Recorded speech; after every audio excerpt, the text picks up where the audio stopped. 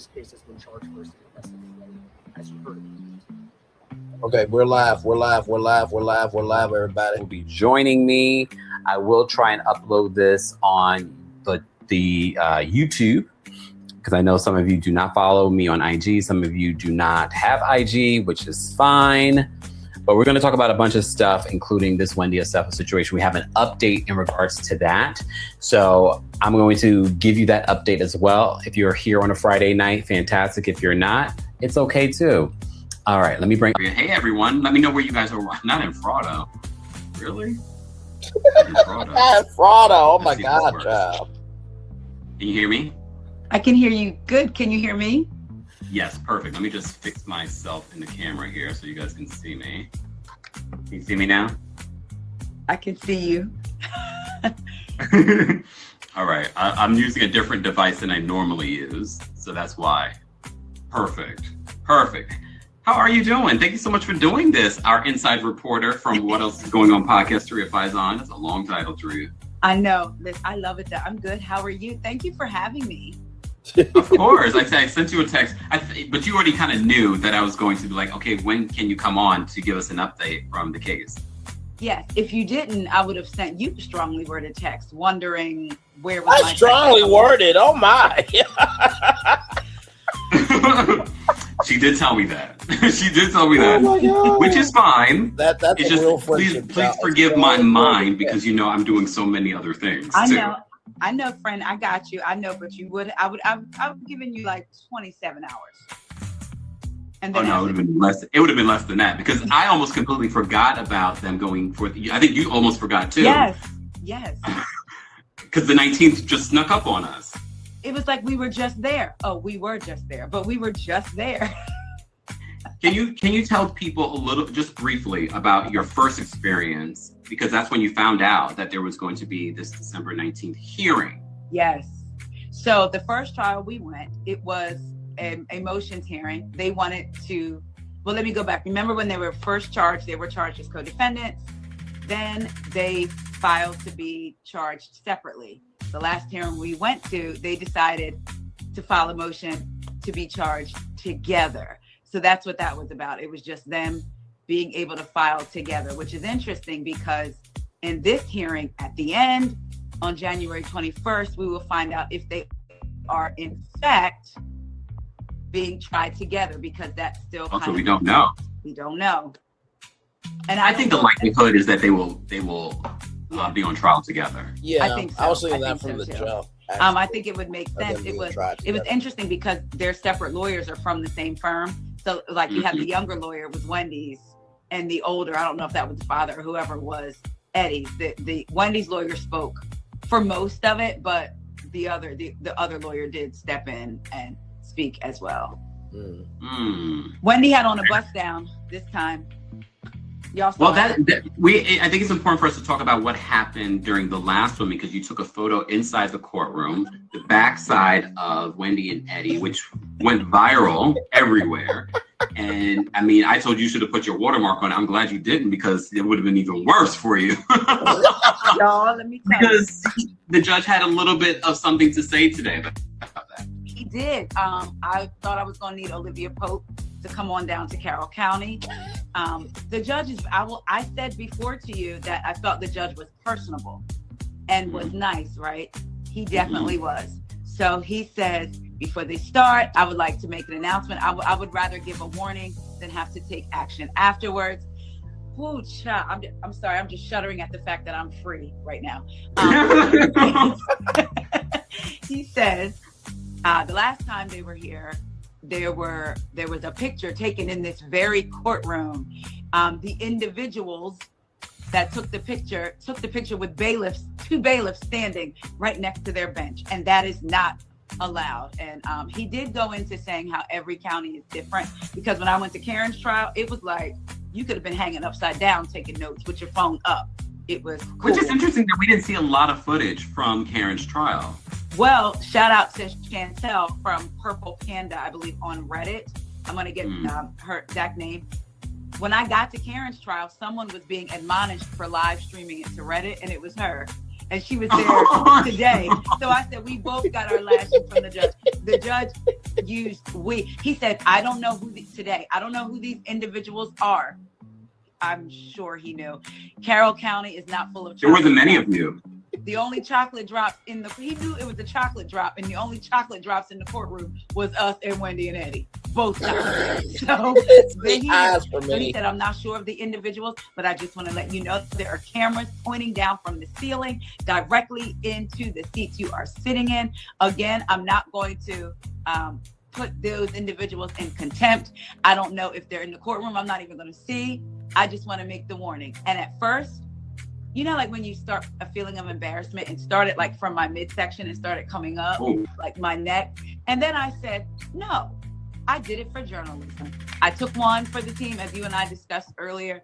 It was a lesson to make sure that I know where I am and what's allowed where, make sure I'm following protocol. And then the embarrassment went away. But I will tell you this.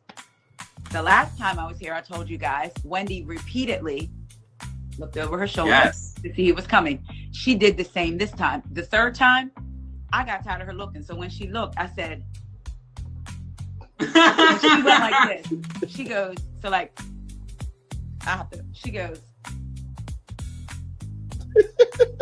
Now she looked you up and down. She said,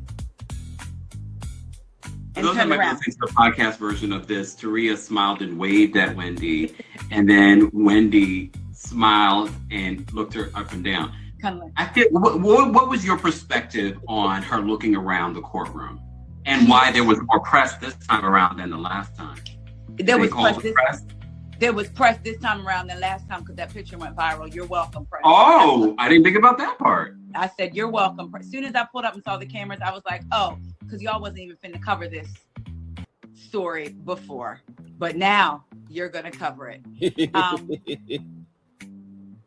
I remember there being discussions on, was there a person that put this together, Eddie or Wendy, based on the body language, and then seeing them outside the courtroom, standing behind their lawyers. I sent you the video while they're talking to ABC News. Wendy is vamping to me, her face. I almost felt, and Wendy is just, and Eddie to me is just like not looking anywhere. I almost felt like Eddie was like, Wendy was like the madam, like, did you put this together? Her not the madam. I don't know if she's not taking it serious. I believe there is a part of her that is enjoying this attention. I truly outside the court. Yes. I have the video. I want to see if I can share the video with you guys. Yeah. Let me see if this works. Corey tried to up the audio so you could hear it, but he there was no way he could. But I want y'all to see this video and to see concentrate on Wendy's face in this video. Hold on. Can y'all see the video on my screen? We can see it, but we don't see the top of their heads. We only see like. Hold on. We see from the neck down. I'm using a new device, so that might be part of the reason. All right, let me go back to here. Let me go here. All right, so I probably won't be able to show you the video, guys, but it's okay. What do you think? Well, here's the thing, and I was saying this before on TikTok. I was live on TikTok, and her facial expression to me was sort of like she's smiling a little too much. And when you watch the video, and I showed the video earlier today on my YouTube, she's smiling a lot, but she's not smiling at the camera. She's smiling at all of you that were behind the reporter. Mm-hmm. And mind you guys, for those that didn't know, she spoke to ABC News. Well, she didn't speak to ABC News. Her attorney spoke to ABC News, and she was standing behind him along with Eddie. Mm-hmm. And she was smiling at you guys. Yes. And that's what she was doing when she was in the courtroom, turning around. How many people were there, though? Like, paint the picture for us. Like, you have ABC News in front of you guys. So when I walked in up front, I saw ABC News. I was like, oh, okay. Shout out to Chantel again, who is also a YouTuber and a blogger, and Pam, who was there last time, paging Dr. Pam. So we go upstairs. We go upstairs, and I knew more people must have been coming because the courtroom is small. So you walk up the steps. As I'm walking up as I get up to the top of the steps, I'm looking at the board. I hear the gentleman that's wanding people down say, as people are coming in, oh, you must be here for the Osefo case, I assume. Ooh. Yeah. So that's when I knew more people are coming behind me. So outside of me, Pam, and Chantel, there was ABC News, there was the Baltimore Banner. Yes. I mistakenly said Baltimore Sun. Yeah, Baltimore Banner. And there were others. I wasn't sure exactly where they were from, because there was a lady that looked like she worked in the building. And you can see in the video that I sent you, if you go back and watch, you can see her coming, like she was running down the courtroom steps to get in front of Wendy and Eddie right next to ABC News. Oh. But I wasn't sure if she worked. It looked like she worked at the courtroom. So there was much more attention to Wendy this time around. That is a good point of you saying, yes, see, that it was just very much, I'm here. That smirk on her face. Yes. And why was she wearing her Chanel bag? Because I think they have it. I think it's been seized. Well, no. Okay, her other one, because that was one of the. Okay, let's just talk about what happened in the hearing. For those that are just joining us, I'm here with Taria Faison from the What Else Is Going On podcast. She's covered a few of these Potomac ladies. You were at the Karen trial when she was sentenced. And then, of course, you were at the last hearing. The trial, we found out today, will happen April of next year, April 2026. That's right around the corner. It's only 4 months away. Yes. And today was a very important hearing in regards to their financial records. And by the time you left, there was no answer in regards to that, but we do have an update. But before we get to the update in regards to that, make sure you guys are following Taria. If you're not following me, of course, follow me. There's 200 and something of you guys here for this update tonight. So thank you. Some of you followed me over from TikTok. Thank you. Paint the picture for us. Get into court. And how long was court today in comparison to the last time you were there? Hey, about an hour. It was supposed to start at 8:45, started at 9. We got out about maybe 10:10. It was definitely much longer. Kempire WEIGO podcast so when live you get in, talking of course, about you see Eddie and Wendy, and you see they have all of their attorneys Eddie with them. and Wendy. You see the prosecution. This time, when I went last time, they called a couple of cases before Wendy's. This time, I knew Wendy's was going to be quick, because when I looked at the docket last night, there were so many cases. But I knew Wendy's was going to be quick because, I pay attention. I saw her lawyer walk up front and then walk back to Eddie and Wendy and said, the judge is going to call a case and then he's going to get you up so we can get it rolling. So I was like, okay, great. So I knew that was happening. Not special treatment for the public figures.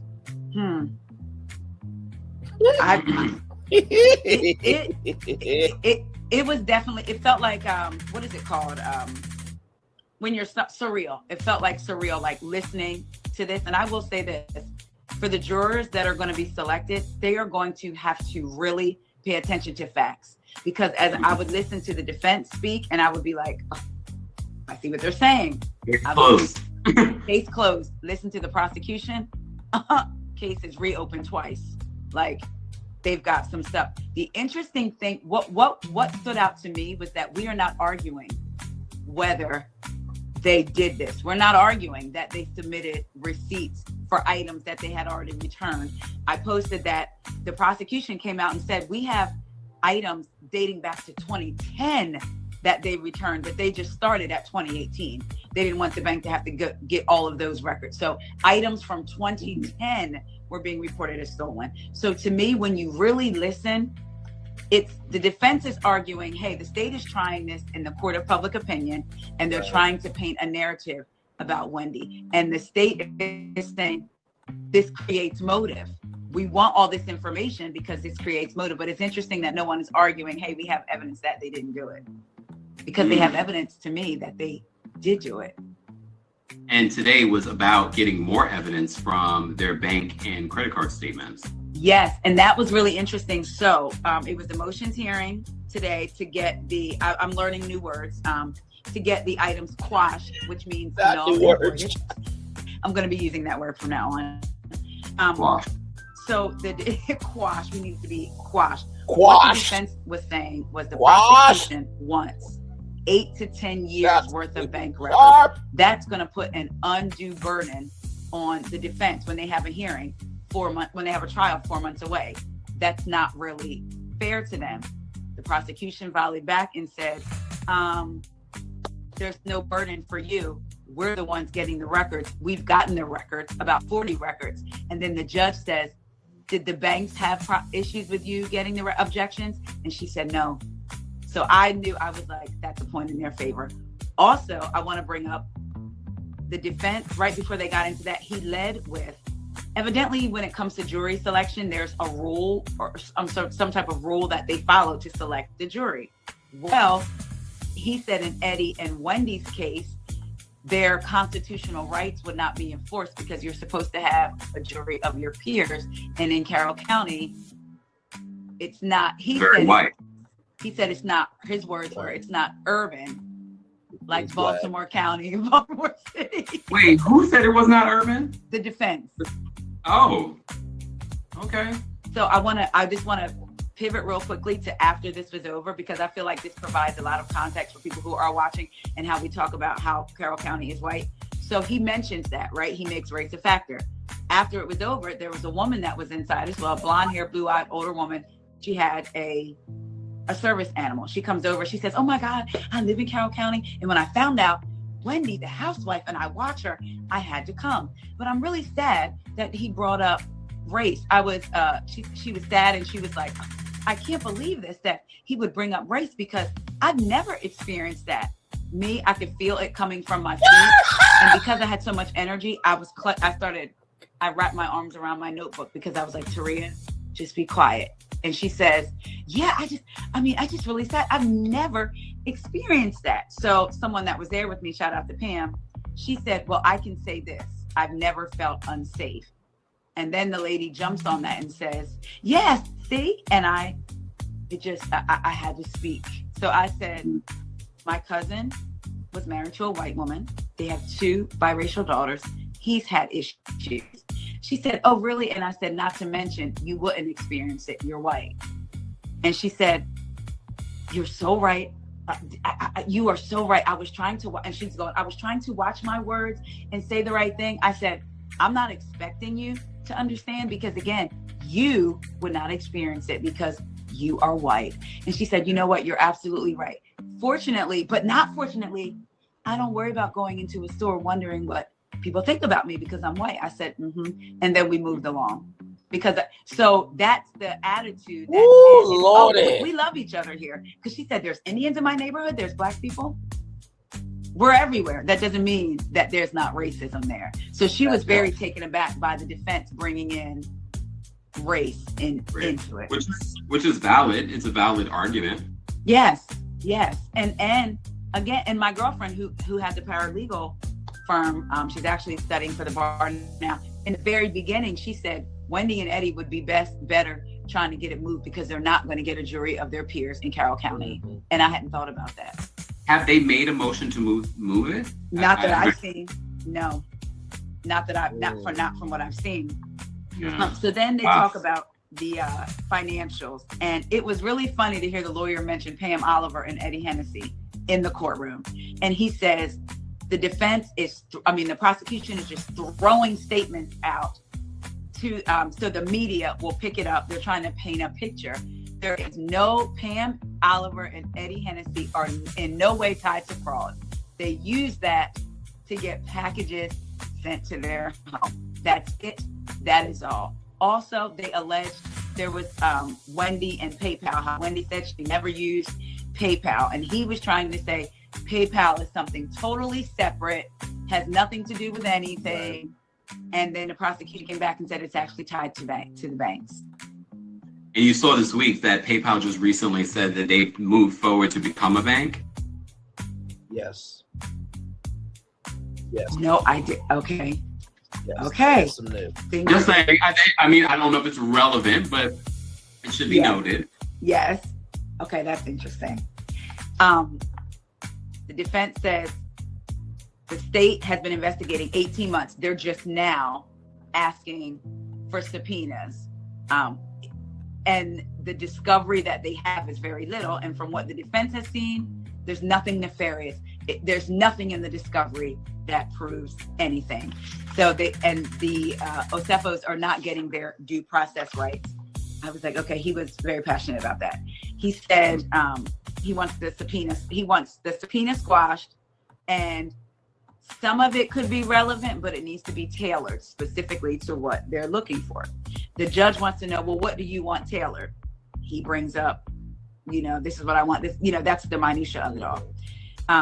Again, Wendy's PayPal usage, there's no connection. The prosecution begs to differ. Another lawyer spoke up about a Rule 17 in a trial, basically saying the allegation is that misrepresentations were made to an insurance company, not to a financial institution. Thus, why do you need financial records? The prosecution is saying, but the financial records, if we look at them and see they live a lifestyle of buying luxurious items and returning them, that shows motive. So the prosecution's whole thing is we need these records to look at their spending habits and show you that there's motive for doing this. I told you this. I was wondering, well, did they get any of the $450,000? They did all this, y'all, and only got $25,000. Yeah. I forgot where we found that out when in covering this. We found that out when it initially happened. I found that out. I forgot where we found it out. I think it was in the prosecution's in their court documents. And we found out they only got so far. They were trying to get the $400-something thousand. However, they weren't even able, because that's where it triggered off alarms to the insurance. Well, and the prosecution said they were only, she said they were only able to get $25,000, and then the insurance companies caught on. Those were her words, caught on. What was interesting was when they talked about, the bank records are not going to have any bearing on the outcome of the case. The prosecution was saying, well, we see a lot, we want those business financial records because there's a lot of transfers from the business account to the personal account. So something could be going on and they want to see why.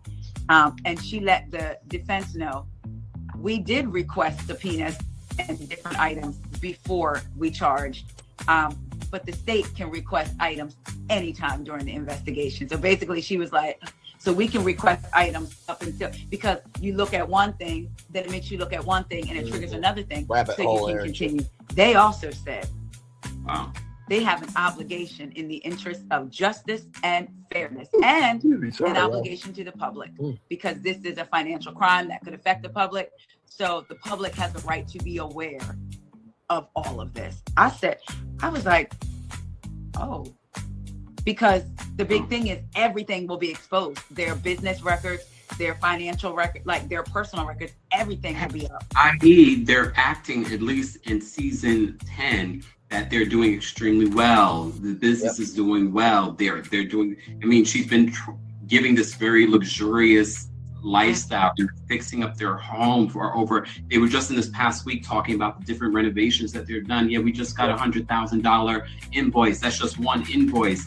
And they have all these other things. She's not paying attention to the budget. It's not looking good. And I'm not sure if they're going to use footage against them in court, but that might be the next thing.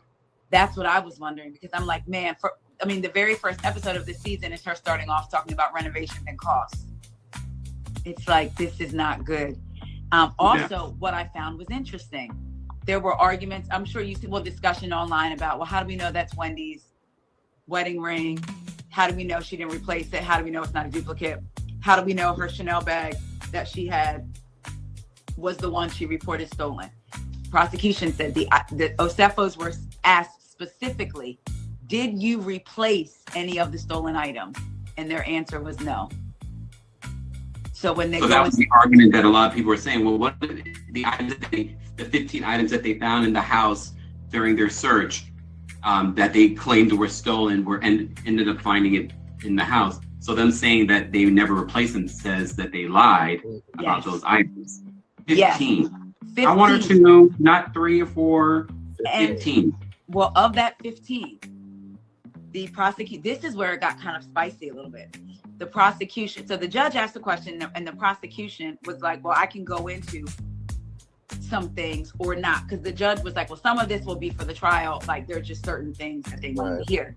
So the judge says okay to the prosecution. So she goes, during the search warrant, and then the defense says objection, like basically it's not relevant. Judge allowed her to proceed. Prosecutor to proceed. Yes, the prosecutor to proceed. They found 4 wallets with multiple credit cards in them. One of them was Eddie's. So she said the first wallet she was very clear to say it was a Chanel lambskin wallet. Oh, that was reported stolen. Oh, wait a minute. Yes. So, and it had 9 credit cards in it. Another wallet they found had 15 credit cards / debit cards. Another wallet they found had 24 debit / credit cards. She said in total, they found 67 credit cards between all the wallets that were either credit, debit, or store cards, like a Neiman's, like where they would purchase and buy things. Now, my first thought was maybe some of them are expired. So then the defense jumps on that and says, the state just proved our case. They're trying this out in front of the media. So he turns around. They're trying this out in front of the media. There's no proof that all these credit cards are active. They could have been expired. They could have 67 credit cards. 67 credit / debit / store cards. 67. That seems to be the number of 2025. 67. The number of 67 credit cards, and that was the argument. That they said that some of those credit cards were expired. That they could have been. There's no proof because he doesn't. Oh wait, did they say could have been, or it said could have been? Okay, all right, defense. That's the 1 or 2 of those could have been expired, and the other 65. 60 to me. My first thought was, okay, some of them may be expired, some of them they may not use, but not that many. Because that would be every single year since you've had I would think, even if you have 10 credit cards and you had to do 10 replacements because of the expiration date, 67, and they are looking for specific stores, not like a Lowe's or this. They're looking for a Neiman's, where she would buy these expensive things. At one point, the prosecution brings up the cost of the bag. She said, my most expensive bag is $350. We're talking $8,000 Chanel bags. And the defense was like, that wasn't relevant. That wasn't necessary for you to say. Again, basically, you're throwing that out there to fan flames for the media to cover it. So I was like, wow. And we are. We are. And when he would turn around and it was like, okay, I'm a journalist. What? Hey, also, you're earning a strike. 7 people glad to have you here. Because I got a lashing today. Also, the Osefo, the prosecution says the Osefos have very little money despite their public images. The defense was very upset with that because they're like, once again, you're throwing out these statements. One of the records that really did get picked up by the media. The Baltimore Banner, that was part of their headline. Real Housewives Potomac stars have, quote, very little money, prosecutors allege. And look, now that they've approved the judge, that is the update for those that are just joining them here with Sharia Faisal from the What Else Is Going On podcast. Be sure to follow her. If you're not following me already, be sure to follow me. We'll be talking about this and covering this case. The Wendy and Eddie Osefo criminal case for insurance fraud does go to trial in April of 2026, 4 months from now. But that was the headline that all the media were reporting on today, is that they have very little money. Today, by the time you left, the judge had not made a decision on whether or not he would allow the prosecutors to be able to gain access to those 8 years of credit and bank financial statements. Yep. We found out earlier today that he did approve for the prosecution to move forward with getting that information, which, because they are sharing this information with the public, is going to expose anything that Wendy has said or done on Real Housewives of Potomac and whatever lavish or not lavish lifestyle that she's been living. Yes, and I'm not surprised the judge ruled that way, because he said in court, I'm inclined to agree with the prosecution, but I will cite, they both cited different cases as to why it should go their way. He said either one or two of his cases were canceled that day, so he had nothing but time. He was going to review those cases and make his decision today. So I wasn't surprised when he sided with them, because he already said, I don't want them to move the case because this judge sounds entertaining. He earned a flute to me. The way he read, I love the way he made it clear. Again, I know he knew exactly who it was. The way he didn't single allegedly me out and just made it a thing for the court. You know, I appreciate that. Me too. I appreciate him not doing that, because it could have been Pam. Sorry, Pam. It could have been Pam. You know. How you know it wasn't the bailiff? And mind you, are there signs in there that tell you no cameras or? There was one door problems. Yeah. So. Shout out to. Was it new though? That I don't know, because I was so excited to get into the courtroom the first time. So maybe I just completely, again, in my mind, I was in Montgomery County. So I wasn't even really, because you're allowed to have your phone. Now, I'm sorry, my bad. Let me go back. I did see something that said no recordings. That's what I saw. So I didn't record, allegedly. Well, and in every case is very different. The Diddy trial, you couldn't take any of those devices. You had to bring only pen and paper in order to capture, unless you were like an attorney. Then you're able to. Yes. On social media and stuff like that. Yeah. Yeah. So I was like, I'll know from here on out, Carroll County, I'm not even going to pull my phone out. It's going to stay in my purse. Like, I'm not even going up there. Like, I'll get a picture of them outside again. I said, I know they're probably scouring the internet. Please make sure you see the street behind you when you look at my account and see I got them on the street. I wanted to see what was interesting. They talked about the businesses. One of the records they asked for was from Ally Bank. And they said there were 2 savings accounts that were supposed to be personal in Eddie's name. One had Eddie's name, which then tied into his business. And I don't know if it's SB Consulting, something consulting. My apologies, I don't have any. Then the other one people welcome was in, glad to have you here. And then also tied to it was Onyi Essentials. So they're saying it's not completely separate. Yes.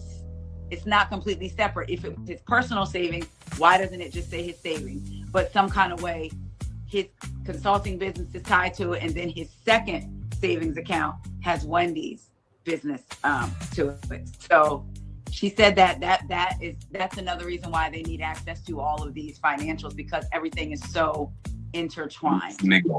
Yep. Yep. 40 records. 40. Wow, 40 records. They also addressed the returned items. When Eddie's lawyer spoke, he said, if you want to talk about the returned item, we should only be getting records for the returned items. So if it was I'm just saying the word wallet. If the wallet was returned, we should only be looking at the credit card that the wallet was. I think that's we fair. should only be looking at specific items with records and not their overall records, which to me would take even longer. Oh, and the prosecution says that the Osefo should want them to investigate everything. They're just trying to protect them. The defense says you are not trying to protect them, throwing out these statements, wanting to make their financial records public. To make it a mile. Yep. That is not protection. Oh. Yeah, they were very prosecution. It was funny because she was kind of like, I hate to use the term, not a plain Jane, but just like, oh, you didn't see her coming, quite. Just Shirley that works in the cubicle down the sort of like a wallflower. Yes, but then she was very much. But when she delivered, when she had to deliver, she delivered. Yeah, and she wasn't raising her voice, lowering it, being passionate. It was just very much, Your Honor, I did find da-da-da-da-da. I do believe that she said more than she had to. She wanted us to know all this information. I definitely. So a little bit what the defense is accusing the prosecution of, trying to put just anything out there to the media. Think was true. And I said it was 1,000%. Like, they're both right. I feel like she's saying, hey, we recovered these stolen items, and he's saying, yeah, but you're talking about. Hey, Nikki News, good to see you, my friend. We're live. But then Kempire, WEIGO Podcast. Create. I think I'm the only one. Like, if you're looking to see why would they do so this is why. Once again, Braylon. And then they say the motive is the fact that Wendy and Eddie have been having they're in extreme debt. That was the initial report, is that they're in extreme debt. And then again, when you watch what's been playing out just on this season of Real Housewives of Potomac, you are like, okay, they're spending. She's the only one on Potomac that's wearing all of these high-end fashion houses. I kind of understand where the prosecution is going when it comes to trying to piece all the pieces together. I wasn't surprised that the judge today at the after court did decide that the prosecution can't see 8 years of financial records. And this was a bonus tour, believe it or not. So that's going to tell us a lot, because the 8 years covers the amount of time that she's been on the show. So I'm sure we're going to see very interesting spending in the years that she joins Potomac, specifically her second season when she started really dressing up and wearing high-end brands. It makes me wonder, before the show, did they try to present a lifestyle? Because for them to find receipts back to 2010 of luxury items that were purchased and returned, and the prosecution is saying this is a lifestyle for them, purchasing luxury items and then returning them. Unfortunately, there are a lot of people like that, right, Cookie? I mean, what? Wow. Yeah. Oh God, no. Oh God, no. Cookie's in the blogs today. The neighborhood talk called her the RHOP menace. No. Because she's in the blog state for something completely separate in regards to an event that's happening over there, down there in the DMV. Really? They said alleged RHOP menace. Never that she's shady. a blackballing DC's backyard band for performing in a Netflix special. But most of the time, it's fact. No. Oh, you've been busy today. I'm sorry. Listen, I felt like I needed a nap after I left court, and I said, I'm not even on trial, because this was a lot. There was one point when the prosecution was running things down. I looked over at Pam, she looked over at me, and she said, this is a lot. Like, it was so much. Like, I have pages. I've read most of them too, but like pages of notes. I thought I would only have a few pages of notes, because again, I do believe the prosecution did she have to mention the wallets and what was in the wallets? No, you're really just arguing as to what, because that wasn't even talking about the financial, what was on the record. Mm-hmm. I know she was trying to say, well, these items could be in their records that they bought, and we need to see where they come from, the business or the personal. But I felt like, oh wow, she really wants this information out. It did feel like it was almost like a public, because she mentioned more than once the lifestyle that they portray. And then when she mentioned again the cost of her bag versus the cost of their bag, it almost felt like we're gonna knock you down a little bit, just a little bit. Wendy looked good. That's what the defense has been saying, that their prosecution is trying to embarrass this very public, beautiful Black family. Oh, somebody said that they know people who are associated with them, and that is definitely a saintly, iconic soul. Is that how you say it? That she knows there's people I know who are associated with them, and that is how they all live, trying to outdo each other. Before we dive in a little bit more, guys, if you're just joining us, I'm with Taria Faison from the What Else Is Going On podcast. How long did it take you to go from Baltimore, having big fun in Baltimore, to Carroll County?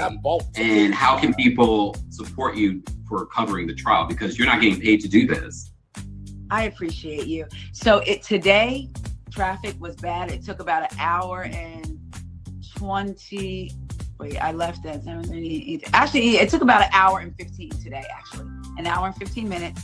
For the people who live in the DMV, I had to go up 695, and they have all this construction going on. Prayers up. I didn't get a speed cam violation. But you can support me on my Cash App, Taria, Taria, middle initial S like Sam, Faison, Faison, if you would like to do that. Or Venmo, same name.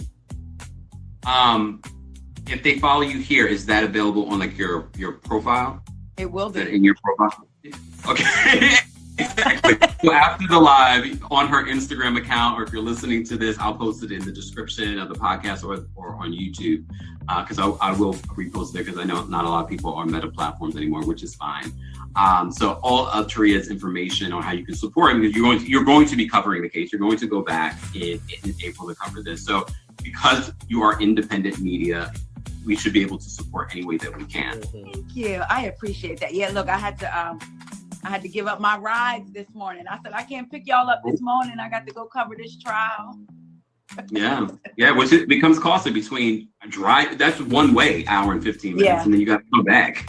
When I saw it coming back, I said, there's more traffic on the way back. It was like longer. So I made it almost home. Then I was like, let me cut this Uber app on and run some money. Hey, I love when people welcome in. Yeah, but it's serious. People don't realize how much you have to invest in what you want to do when it comes to being independent.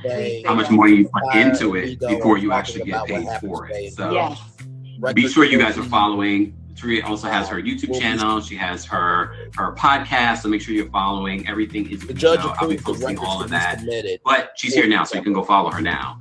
But I did ask ABC News where they're hiring. I looked down at her. I said, "Y'all hiring?" What she said? She started laughing and said, "I wish." I said, "Oh, that was just a patent answer because you wouldn't have to wish. You're there." So that was just, you got to know how to read people. I know how to read people. I was like, okay. I mean, it's not the most glamorous job being a journalist. It is not. But let me tell you, shout out to her. Because her and I, we talked a little bit, and she said, they were talking about being a journalist.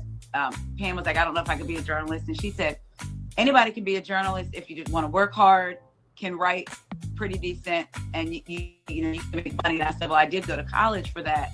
That was my major my first year. Then I switched, what have you. And we were just laughing about that. But her pen stopped working. She took out her Charlotte Tilbury liner, that's good, and was taking notes with that. And then Pam had an extra pen to give her. I said, oh, wow. Yes. I'm surprised she wouldn't have like another pen. Another pen, yeah. And then this morning, I wanted to be cute because I'm normally in gym clothes, but I have a collection of heels that I love to wear. So I put on my turtleneck, my jeans, my heels. I get there. It's getting close to the time because of traffic. I'm running late.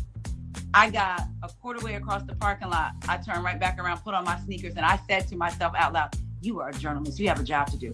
Get them sneakers on. And I bolted and made it to... Nigga, get yourself a kitten heel. Not a kitten heel. I feel like Portia. Not a kitten heel. Good Lord. Get yourself a little kitten heel, your little courtroom suits, because that's coming up. April. I should have had a bag. It's April 2026, which is literally like 4 that. months Put my away. sneakers on up to the door. 12 days left in the year, y'all. Because I love Lord Jesus. a heel. But yeah, it was like I said, it was surreal. It was very much. I don't think the prosecution is playing with Wendy, but I couldn't. If I had to judge based on today how I think it was going to go, I really can't call it. Even though the judge allowed the prosecution to get the bank records, I still really can't call it. I really can't. I mean, look, and it's still too early for those that are just, because we're talking about a hearing. We're not talking about the trial. The trial for Wendy and Eddie Osefo will happen in April of 2026 that we know of. Right now, that's the date. Those things can change depending, because the prosecution is already saying that they're going to need more time in regards to this. So being body language experts that we love to pretend to be, you talked a little bit about Wendy's body language in the courtroom. Let's talk about that, and also let's talk about Eddie's body language. I didn't really hear you talk about Eddie's body language. What I got from Eddie was like, I'm into myself. I don't even want to be here right now. He takes no pleasure in the camera. Takes no pleasure. Like, to me, if you really looked at Eddie's face, he was not making. Wendy is looking around. Like the first time we went, when she's walking out, she looks over to Pam. Pam says, "You got this." She's, "Thank you." Walking. Eddie is like this. You could just see he wanted to be. And then so look at him in that video I sent you. He's not looking to the left, to the right. You could tell. It's almost, I was able to look at his eyes through his glasses, and I would, he's scared. Of course, you would say, Taria, of course he's scared, but I really feel like he's worried. But why does Wendy not have that same fear? Because I believe that is her armor. I believe. So you think she has the same fear, she just wears it differently. And let me tell you, I know, again, we don't talk about women's bodies. Wendy is absolutely beautiful. Like, seeing her in person, I feel like she's stunning. Yeah. She's even smaller than she was a couple weeks ago. And that was kind of, I mean, her. Oh my gosh. Everything. And I was like, this is taking a toll on her, but she's just not letting it be shown. Wendy is so, and I'm 5'5". She's taller than me, 5'8". And she had on her Louboutins. She is tiny. And it just, I felt like this is taking a toll on her. It really, truly is.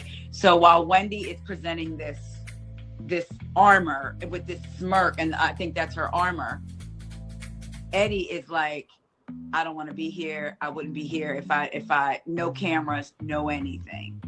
So it's really interesting to see to see them two together and see such vast, outside the courtroom, because we couldn't hear what was being said. Right.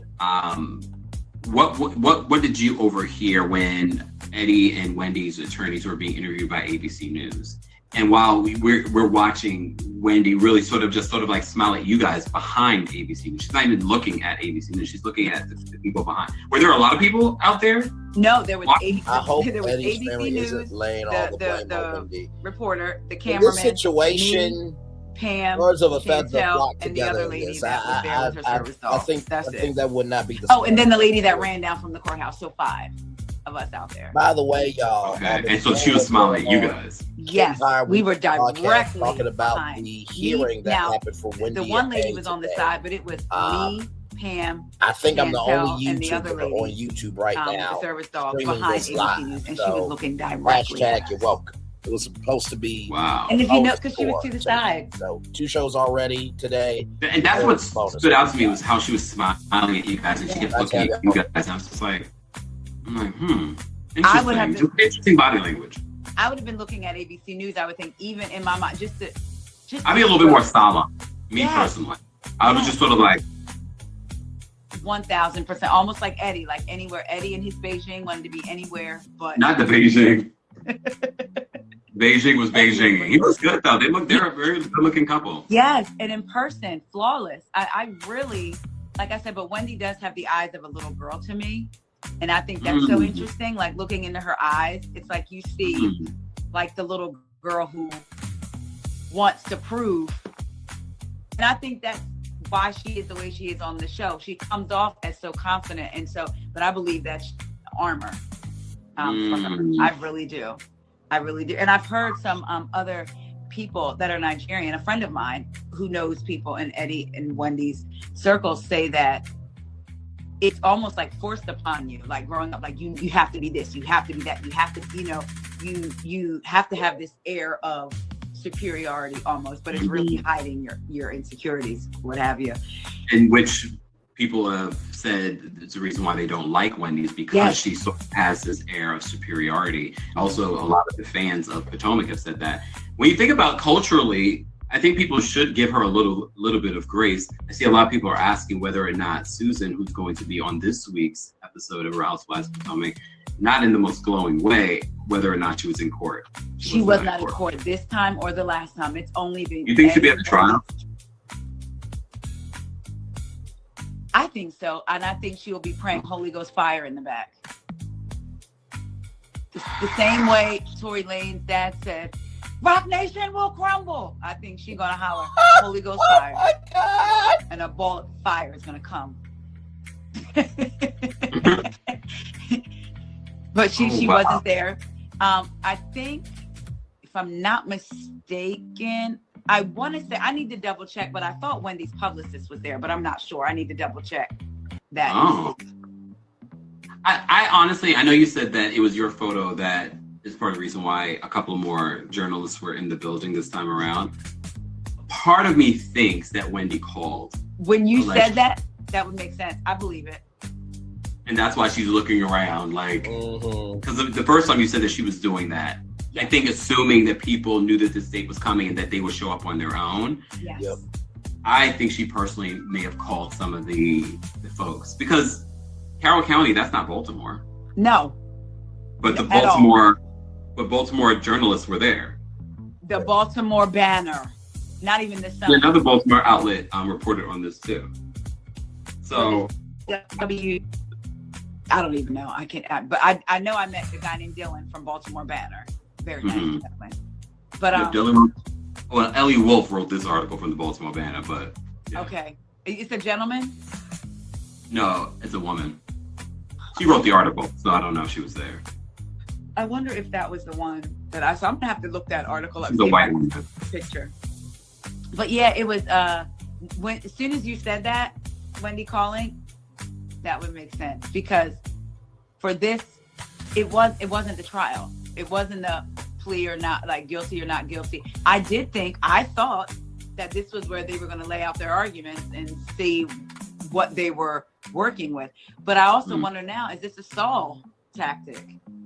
Are they going to keep or think like, okay, the last motion was for them to be filed together. Now we're at this motion trying to get something thrown out Now we're coming to court back on the 21st, to see if you are going to be tried to get, like, it's another. Also, they're going back to court on Monday? I'm sorry, the 21st, January 21st. Oh, okay. But it's another status. So it's all these status hearings. So I mean, that's common with. Is that common? These, yeah, but it could also be a stall tactic. It could be a way of them trying to drag this stuff out. But this does happen. I'm not surprised by that. But we shall see. We shall see. Go ahead. I will say this. I don't want. I'm gonna be honest. I've said I don't want anybody to go to jail unless you've hurt somebody. You need to be under the jail, right? So I know we have to. You do the crime, you do the time. I don't want them to go to jail. Like thinking about their families or whatever. However, I will say, based on the way that things are presented and the defense's argument, as I have evidence they're not guilty versus no, this doesn't need to be brought into the trial, unless they're saving something big for the end. I do believe, we have him on a recorded line, you know what I'm saying? Like the insurance. So it's like, I keep going back to that. Yep. He's on a recorded line saying his wife's ring, she wasn't wearing it when he told someone else she was, and they got the money for it. And they didn't replace anything. So it's like, Well, here's the thing. The burden of proof is on the prosecution. That's true. All the defense has to do is put a little bit of a hole in any juror's mind. Yeah. And they could be, you see the ditty of it all. Yeah. So. And I feel like I really try when I hear things at both sides of an argument to look at the facts of it. And even I was going back and forth.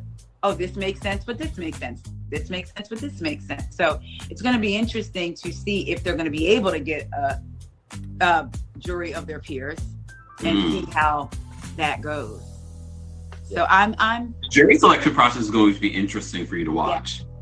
Because the jury selection process for the Diddy case was interesting too. So that will be interesting and again, guys, be sure to follow us because we will be talking and covering this case. Unfortunately, like you said, that no one is celebrating the downfall of this family, but they did, if what they're being accused of is true, make some poor choices. Yeah, and I'm concerned for them. I am. After this. We're not going to let you go just yet if you have some time, because I know you've been busy. You've been in these streets. I'm trying. Early this morning. But you ever have days where you're like, it may not necessarily be what I thought I was going to be doing, but I feel like I did something like productive. Like I got up, went to the trial, did a little bit of Uber work, came home. I did drive a little bit. I did like 3.5 hours. Then I got to spend time with my girlfriend. I did a video after the trial, and now I'm talking to you. So I feel like I've done something. And you guys can see Taria's video on her YouTube channel. Again, let everyone know where they can follow you and support you. You guys can go to YouTube, type in WEIGO, WEIGO podcast. I'm on Instagram, same name, Threads, same name, TikTok, WEIGO Podcast 1. Y'all, I'm really trying. I be wanting to do the ticks and the talks, and I'm going to get better. But you can follow me over there. And on Twitter, I am WEIGO Podcast as well. Thank y'all so much for just your support.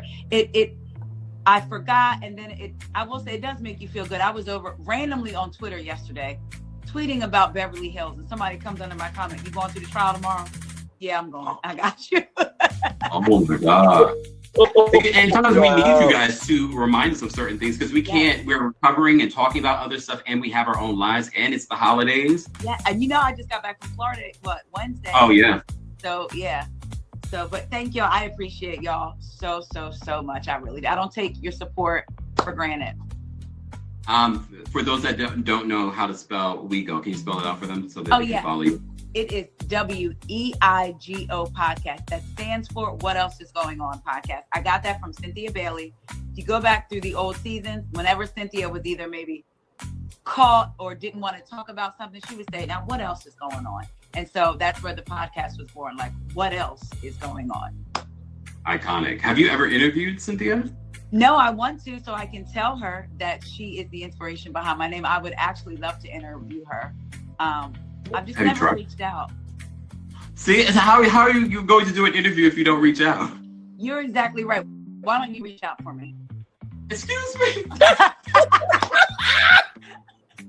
I don't even know her, even though I was just on her podcast. Exactly. Put a bug in her ear and say, I really think there's a podcast name. You never reached out. And she probably like, has she ever reached out? I'm like, nope.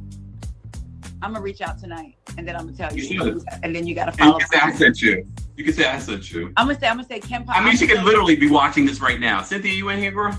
Cynthia, Or she might be watching the replay. Cynthia. I wanted to talk to you about so many things. Being a Black woman business owner, being a Black woman that was a model back in the time that she was in. All of that stuff. I want to hear how she dealt with being with Leon and knowing that people were targeting him. How did you feel about that? I saw Leon once on the subway. My kids were going on an audition. I got to tell you this. I've always loved Leon, especially, from all his shows. And then The 5 Heartbeats is my favorite movie of all time. I was on the subway sitting in the car, sitting up front. The gentleman was sitting. Yeah, I mean, listen, if y'all are here for it, I'm here platform. for it. You know what I mean? Like I said, I'm gonna stay on with y'all, give y'all the context, conjecture, and connection of how this came to be, because the black turtleneck, it's a camel doing the work collar and being up. about your purpose that equals this type of energy. And the gentleman that was sitting up front looks at me and looks at him, looks at me and looks at him. So, but to answer your question, he goes and sits down. If you guys are here and for I it. said, first I thought, wow, I wonder if he's going to the same audition as my kids, because I think there was like a father role in it or whatever. Then my second thought was, I told the kids, he has 2 more stops. If he doesn't get off, I'm going to start singing, I got nothing but love for you. I could feel it. It was coming. And me, I've met stars before. I've met people that honestly I can say doesn't faze me like that. But there was just something about him. So I would love to talk to Cynthia. Did you feel consumed by that? How did you know? She talked about, I forgot what interview I saw recently where she talked about that. And she said when she met him, or before she even met him, she knew that she was going to meet him. Yeah. I saw him it's probably like over a year ago, randomly in like Tribeca. And I was like, that's Leon. Really? He still looks good. Very good looking in person too. Really? Okay. Well, yeah, when I seen him, he was. Yeah, you saw him. That was some years, but that was like maybe. And I'm talking about recent. Like, this wasn't that long ago. It was probably like maybe over a year ago. I can't remember when, but it was recent. Wow. See, Cynthia, if you're hearing, listen, I'm going to reach out and I'm going to tell you Kempire sent me, and then you can double check with Kempire. I'm good people. I ain't trying to. She might be watching this later. You might watch the replay of this. Hey, someone asked if Cynthia sent me the skincare. She has not yet. But she's busy. Like, I don't like when people promise me things. I'm like, look, okay, you send it, you don't send it. At the end of the day, it's a benefit for you to send it to me because that's free promo. At least you got cookies. Meredith Marks slid into my DMs 2 years ago and wanted to know my size. I thought I was going to get a Brooks Smart sweatsuit. Never got nothing. But in all fairness, a lot of people probably wanted those, and she probably promised a lot of people those. She asked me. I didn't. I know you're right. That's wrong. Like, I mean, Cynthia did ask me too. Cynthia asked me. How are you asking me for my address and all? And I love trying different skincare products. And I do like a sweatsuit, but I know Meredith is not sending me anything. Oh my Lord Jesus! She's not sending me a thing, which is fine, Meredith. Fine. I want somebody to send me something. Send me. Well, yeah. I saw Meredith in Vegas when we went to Vegas for BravoCon. The last. Did you have an interaction with her? No, we were on the strip. I don't even know if she even saw me. She could have saw me too, the way I saw her, and I just kept it moving. I'm like, what am I saying? I love you on your show. And she would say, Kempire, I'm going to talk to my son. She's a little disheveled, but anyways, that's always the show. Leon is 63 years old. You're lying. How old? 60? No. I think he's the same age as Cynthia, which is still, Oh wait, what am I typing on? I'm writing on the wrong thing. I need to look this up. Guys, you're just joining us. Be sure to follow us here on the Instagram, but also follow us on YouTube, Kempire on YouTube.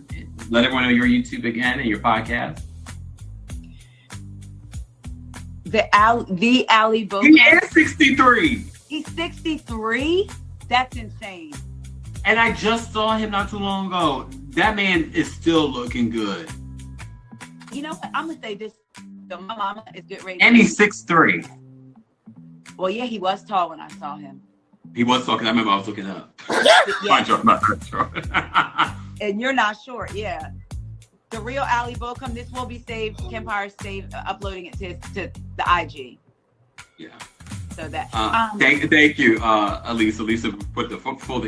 Yeah, 60. I didn't realize he was that much older. But you know what?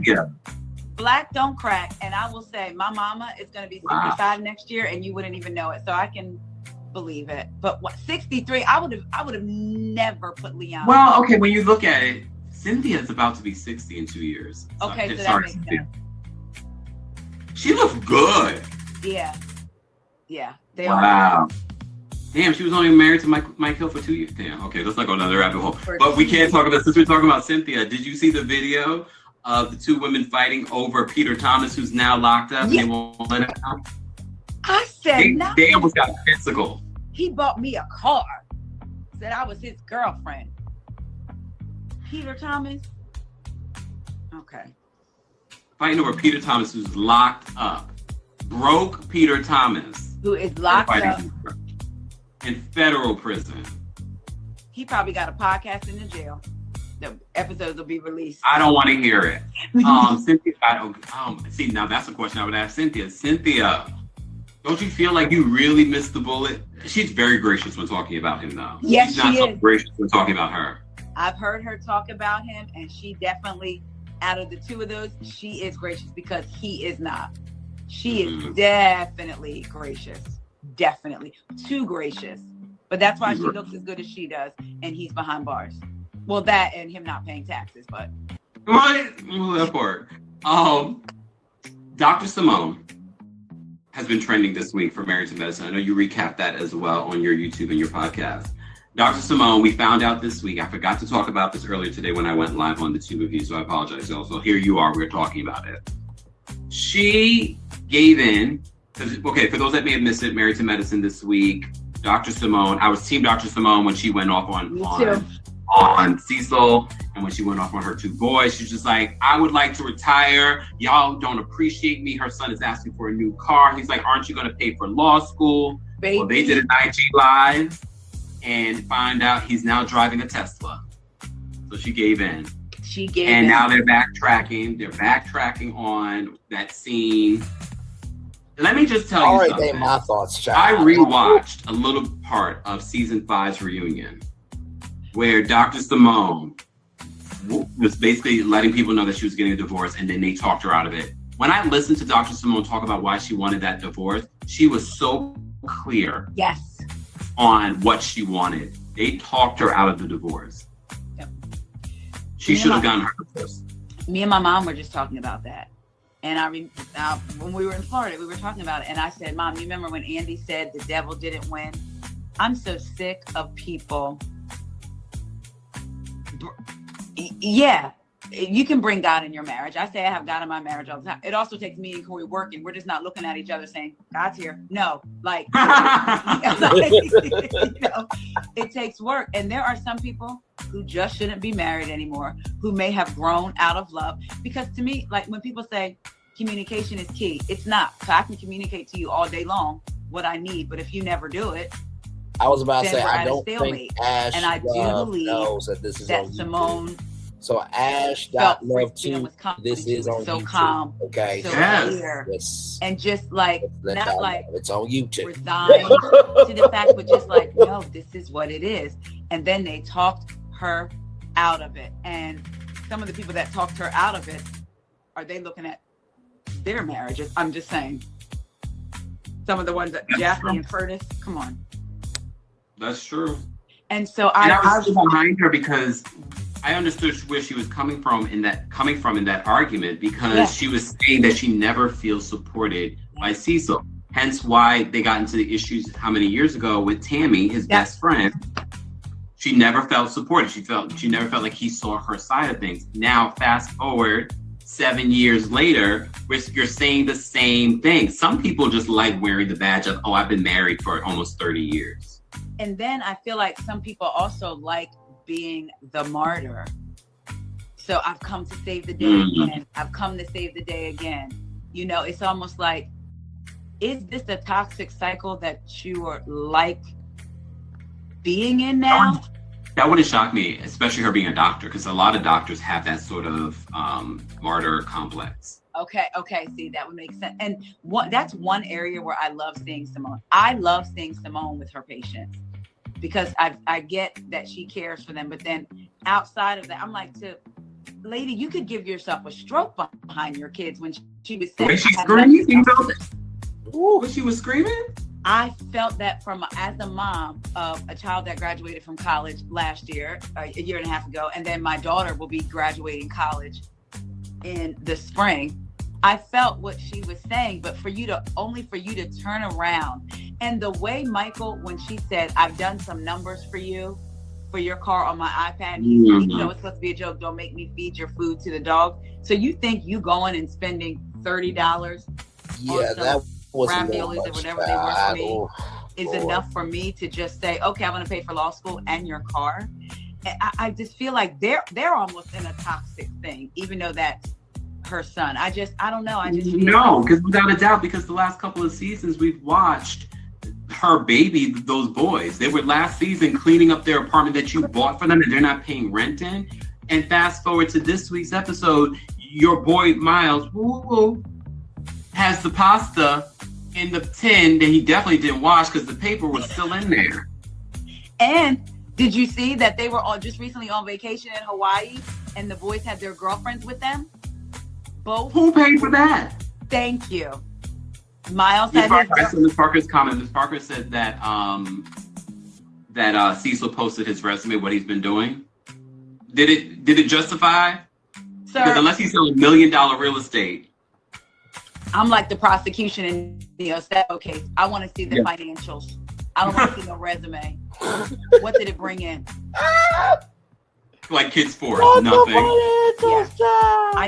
Simone, I was so with her, Team Simone. And when I saw that boy had I knew it though.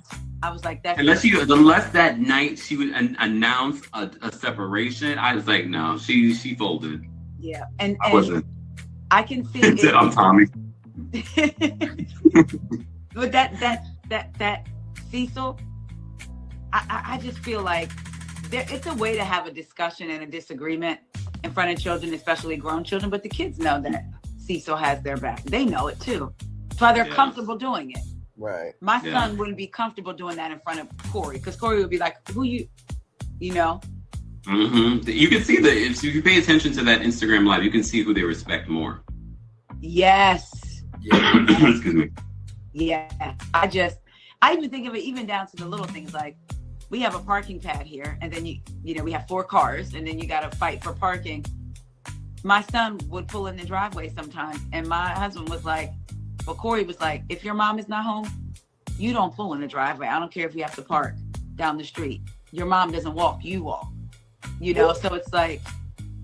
But I wonder if the tables were reversed in regards to Dr. Simone and Cecil. Corey ain't playing about his what woman. he would have said. No, it wouldn't. It would I don't think so. Oh, Simone, you weren't here.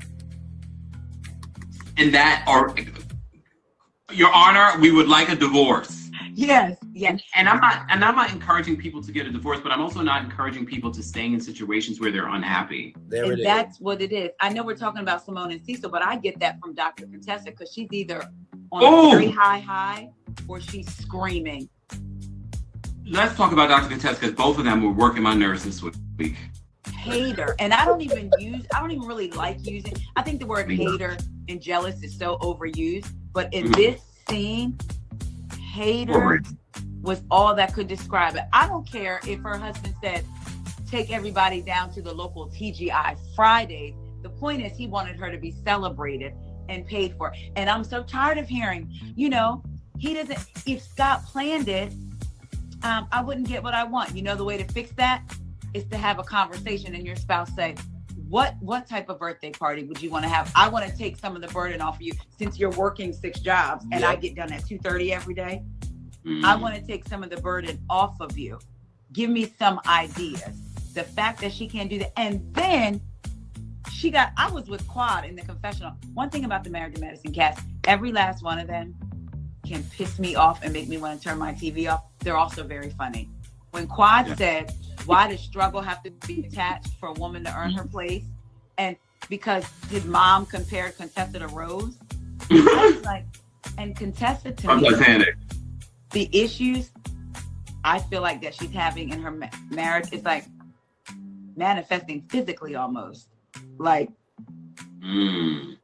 I feel, and that it's like she has also like a rage. Again, she's either fine or she's screaming. And I said, oh, what Heavenly has been saying about Contessa, it hit me in this episode when she said Contessa will tell you something about her husband and then get mad when you bring it up. And I was like, wow, this is the first time that I've seen, like, really saw it. She did that literally to Brandy and ruined Brandy's birthday party. Yeah, I hope she apologized. Me too. When I said, poor Brandy.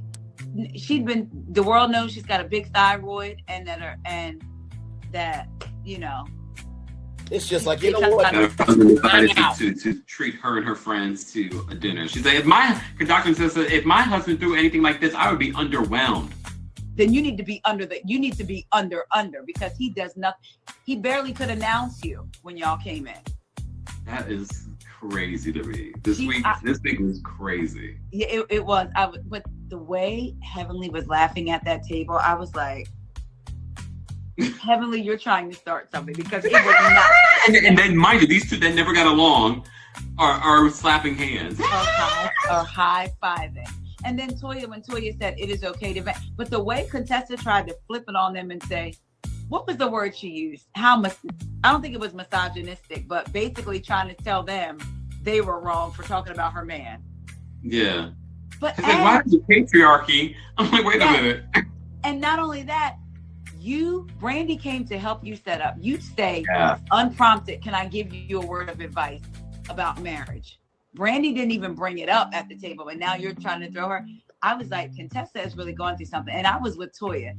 Spend that $40,000 and get this office fixed so that I can get from you. She seems like she has poor money management skills.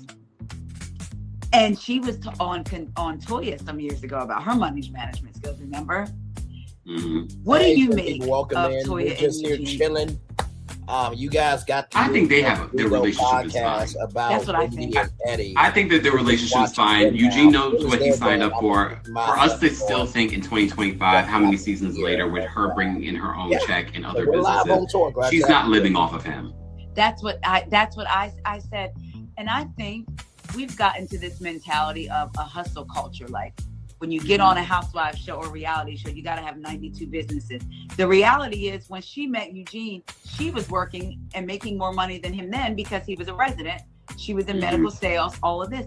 Now it's okay for her to want to enjoy her $800,000 check, allegedly, that she gets. She does very well. She's an OG. She's been in part of Robin when the money was flowing. Yeah. That's why I say I know Dr. Simone does well. She has her own practice and she's been on here since the beginning. Yeah. She does very well. And I'm sure she probably makes more than Toya because, she's the medicine. So, they all do very well. So I know that's part of their storyline this season, the fact that Dr. Eugene is working further away. And I mean, people are going to still get on Toya like, oh, you just going to drive Eugene into an early grade. No, she's not. She's making a lot of money too.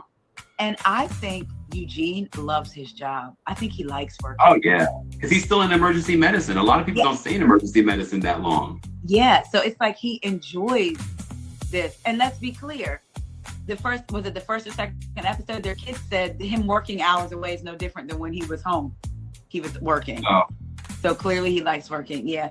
Ashton knows how to properly cook something and not leave the paper on the tin. So Toya's doing something right at home. Toya and Eugene are doing something right at home.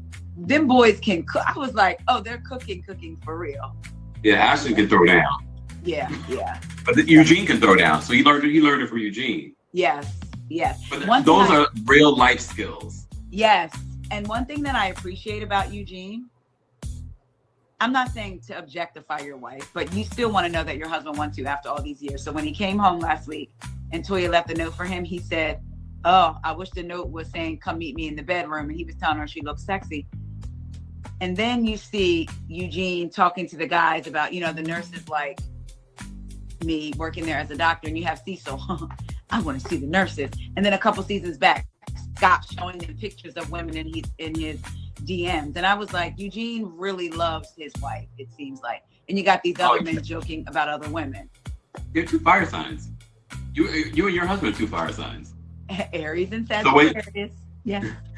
Because my thing, Aries, and that's what they are. Uh-huh. That's crazy. When I told you, when Corey interviewed them, it was like, oh my God, there were multiple times where we're like, she told a story of when they were dating. He took her to like a family function, and he kind of just left her, and she did well. When me and Corey first started dating, I went to his family reunion. Corey went to the store with his cousins, came back, me and the family high five. Like, it was so many similar, and I think that's why I feel like I get them a little bit. Like, and you both are Aries women. Yes. Sagittarius men. That's important. Like the female male dynamics in astrological signs are important. That's interesting. Yeah. Before I let you go, because I know we've been live over an hour. For those that just joined us, yeah. Okay. Mm-hmm. You've been busy today. We have Taria Faison from the What Else Is Going On podcast. She gave us a full update. I will be uploading this, God willing, uploading this to the YouTube. So make sure you're following us both on there. I'll be tagging all of her information there. Taria, let people know again your Cash App and Venmo so that they can support you, because you're going to be covering this case, this Wendy Osefo case in Carroll County. And that is a very long drive. That's a full day of work that you're missing out on. So let people know where they can support you. Well, thank you again. And TN Diva Esquire, thank you so much. I appreciate that. I used to write a lot. I used to have a blog, and then I stopped. So maybe you might be getting some wheels turning again. But you can find my Cash App at Taria, Taria, middle initial S like Sam, Faison. Same for Venmo. If you forget, just DM me on Instagram at WEIGO, WEIGO podcast, and I will get that Cash App link over to you. And you're going to post it in your profile here on Instagram. So make sure you guys follow her here. We'll answer this one last question in regards to Married to Medicine, and then I quickly want to get your thoughts on Potomac, what's going on in Potomac. Treasure says, what do you guys think about Heavenly not talking to her son for over a year? I don't know if I believe everything that's coming out of Heavenly's mouth. I think Heavenly was demoted this season to need to talk about everything that's going on with her son. Your thoughts? I don't know if I necessarily believe that either. Heavenly doesn't strike me as that type, but I'll say this: if it did happen, it was the son. Yeah, that's what we do. Okay, we help out people over here. Okay, there it is. And it makes me wonder. She just said, I cussed him out, maybe used some profanity. It makes me wonder, what exactly did you say for your child not to talk to you for an entire year? What did you say? She's a nasty individual. We've seen her be nasty to these women. Can you imagine? And I the things that I'm imagining she said, I'm like, they seem to pour a lot into their kids and give to the kids. So for him to choose to step away for a year, if that's true, what did she say to him? Something very nasty. But did you see that scene? Daddy, why didn't you tell me? I did tell you. I was going to say this happened in 2022. He's like, I did tell you. Daddy, you didn't tell. You told me recently. This happened back in 2020. Daddy, I was like, this is weird.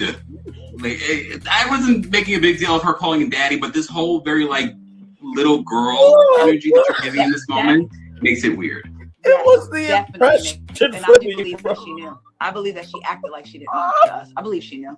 Hence why I think she intentionally decided, and Toya and Dr. Simone both reiterated what I've been saying, that I feel like, she conveniently took a demotion this season so she didn't have to talk too much about that, and there wouldn't be a focus on her and as her storyline.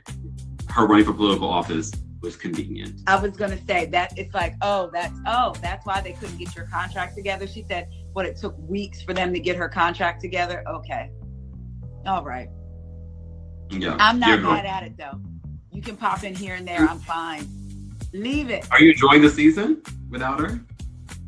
I'm taking it as cotton candy, like I do Potomac. I don't necessarily feel like it's a little bit more maybe substantial than Potomac, but I'm choosing to enjoy the laughs and everything. So while I don't know if I can say it's good, but I can say that I'm laughing. And I like watching Black people on TV. So that's what I'll say. Quads, man king. I don't like negging. I'm not a fan of men negging women. And the whole why back, your breath stink, you got an attitude. I was like, what? I'm not a big fan of that, but maybe that's their dynamic and maybe she seems fine with it. But I'm laughing this season. So and for the people that don't realize it, you really did not want to watch Married to Medicine. You said that Dr. Heavily ruined the show for you. Yes, she did. And Married to Medicine was one of my favorite shows. It was Atlanta, Married to Medicine, and then Potomac. And she made it so that I didn't want to watch it. And it pissed me off because I couldn't enjoy, even though Dr. Simone gets on my nerves too, there's something about Dr. Heavenly that just, no matter when I try with her, then we'll see who she is on her YouTube. And it's like, oh, no, exactly. Just like on, I know you've seen the clip from Carlos King's Patreon where she's talking about Simone and Cecil and saying that that scene was worse and went on much longer. Thank y'all for being here. But God forbid she wasn't there. Listen, it's been a minute since I did long. She got that from a producer. Still here. And that's my issue with Dr. Heavenly is because she presents information as if it's fact. And so when she said about Toya, I got receipts on you. I said, oh no, she's just heard things. And so that's why Dr. Heavenly is not a trustworthy narrator. Do I need to bring the receipts, baby girl? Because I got receipts. When Contessa went into a split, and she said, "Oh, Contessa the split her ass." Those are the moments that I'm choosing to enjoy. Those moments, eat the meat and throw out the bones. Let's talk about Potomac. Real Housewives of Potomac. Speaking of eating the meat and throwing out the bone, this week Stacey Rush was on the Drew Barrymore show. She was presenting like QVC. We talked about this. You were on stage with me when Stacey revealed to us that QVC was working on some sort of fashion line with her. Yeah. But look, I'm not one of the Stacey fans that are like, oh, Stacey doesn't lie. I believe she lies, okay? I believe QVC probably was not working on something with her then, but I think they would be working on something with her now, and they should. They need to work on spaghetti strap, scoot neck, knee-length bodycon dresses. Because that's her signature. She's gonna dress a lot better. She's working with Wendy's stylist now. That was crazy. I feel like Stacey does some of this stuff to be talked about. She knows what she's doing. I truly believe Stacey she's say. No fool. Many people don't know it, but I'm a great cook, girl. You saw those the cobbler.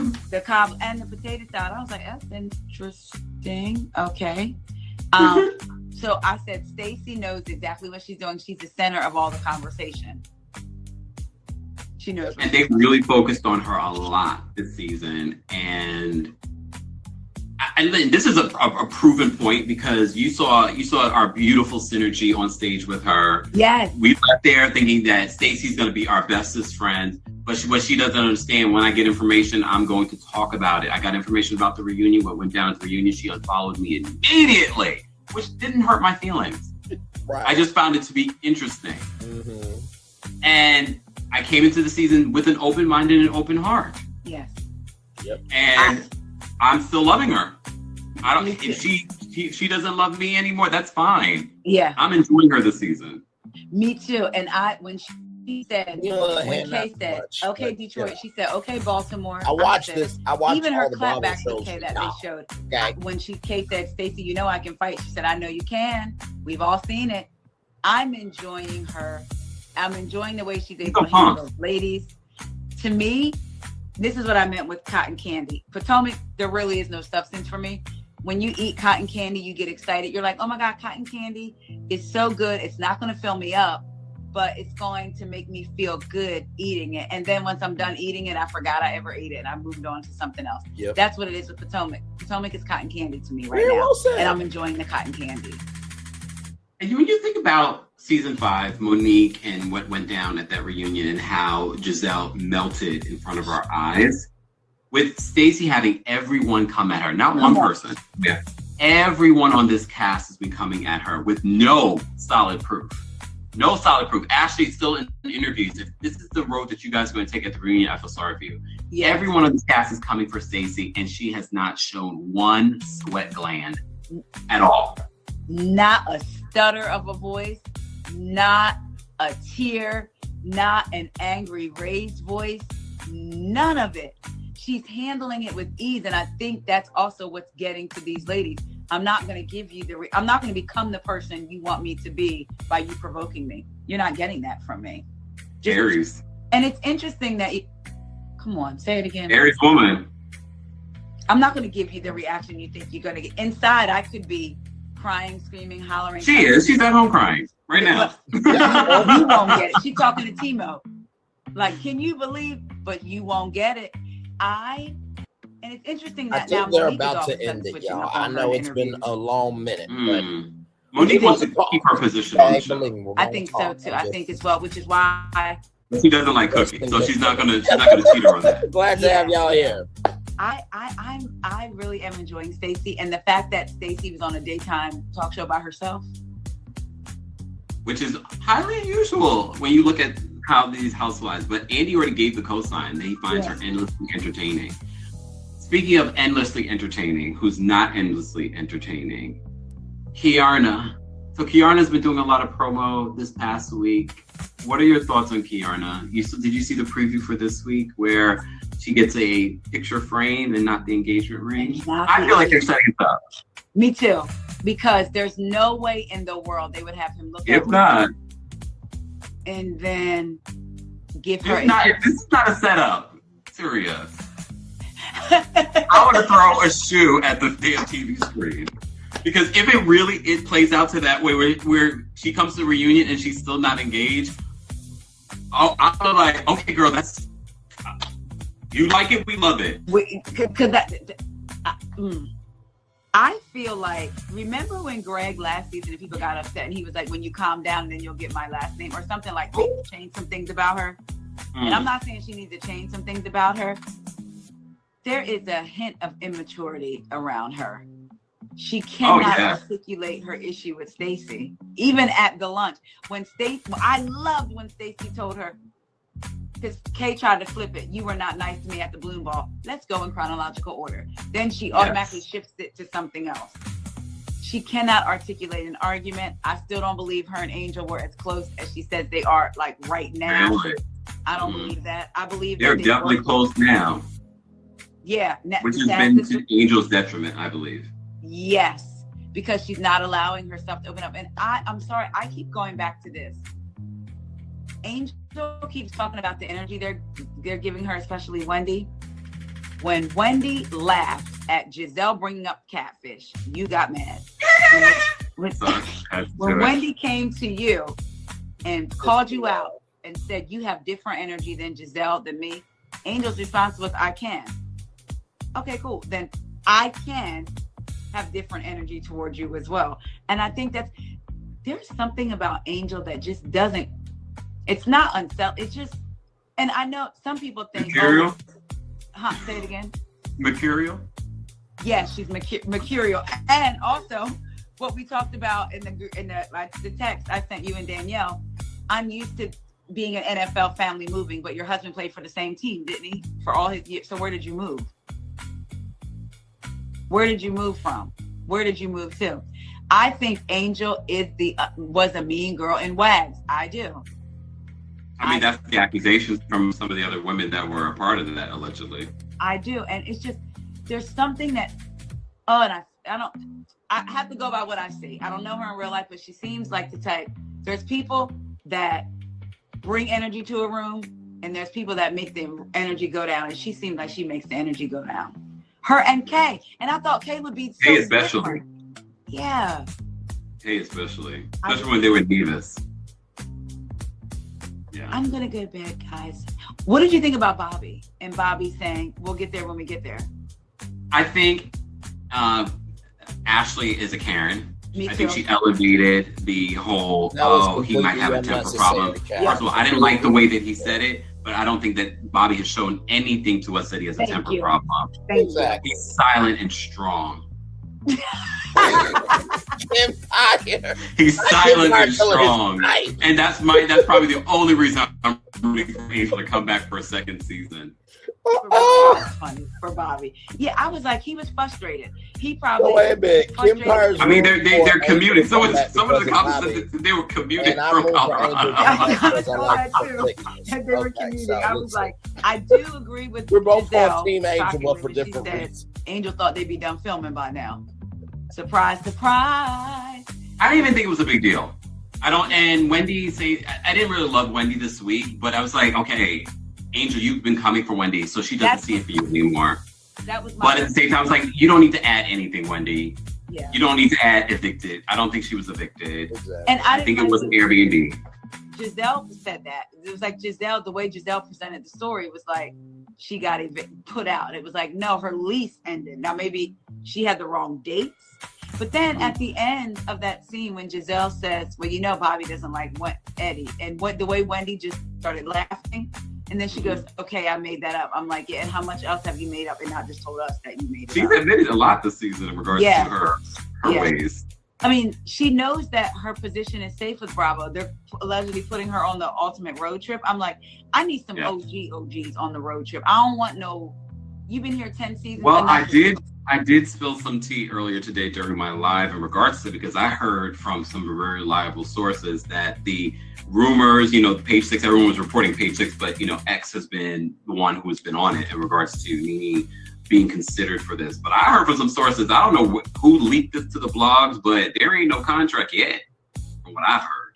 Are they in talks though? Is it true that she's in talks at least? I don't know. In talks is a strong exaggeration.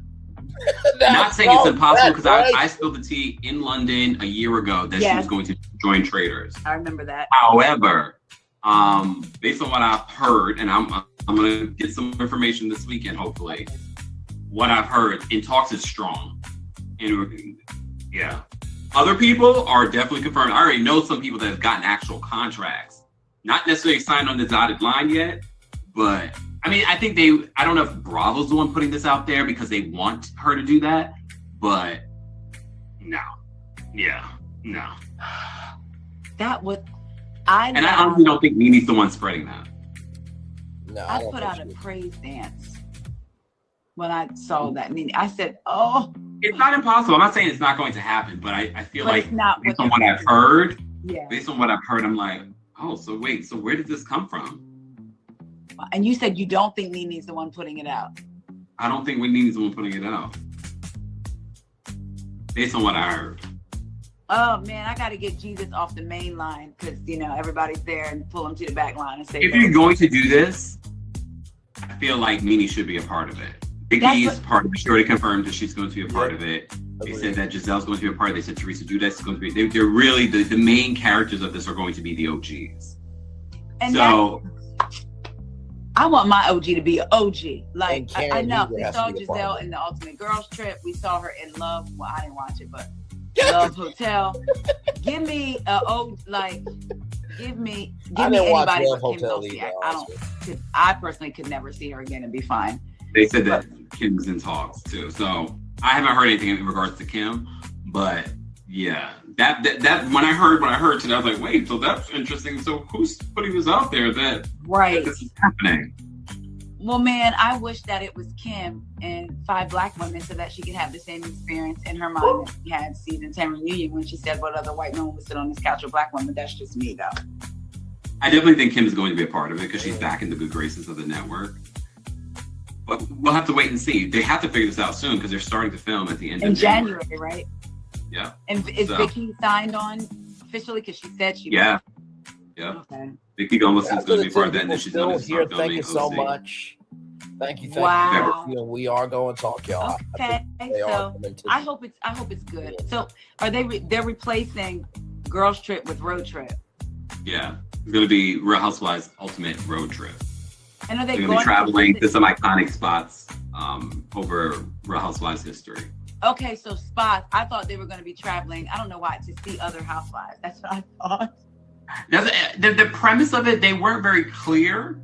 on what the premise is, but that's apparently what it's going to be. They're going to start in Orange County and then make their way over to the East Coast. Oh, that makes sense. They're going to start with the first one. Okay, they're going to start with the first one, but they need to conclude with the one that put it on the map, Atlanta. Okay, for me.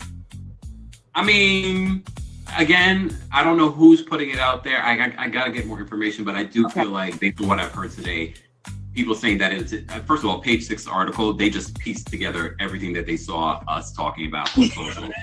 So I was like, ain't nothing new. Y'all just changed the word. It talks. Literally, their first sentence is my thumbnail. The door is open. I said, page 6. Was it a slow news thing? So, but everyone runs with that because it's page 6. Yeah. Everyone runs with it and they're like, oh my God, so Nene's returning. I was like, well, X has been saying it for over a week. Right. We did a whole live last week, and the thumbnail said the door is open. Yeah. Page 6, if you're watching, at least have me on the platform. I know. Say it again. I mean, their numbers are terrible, though. So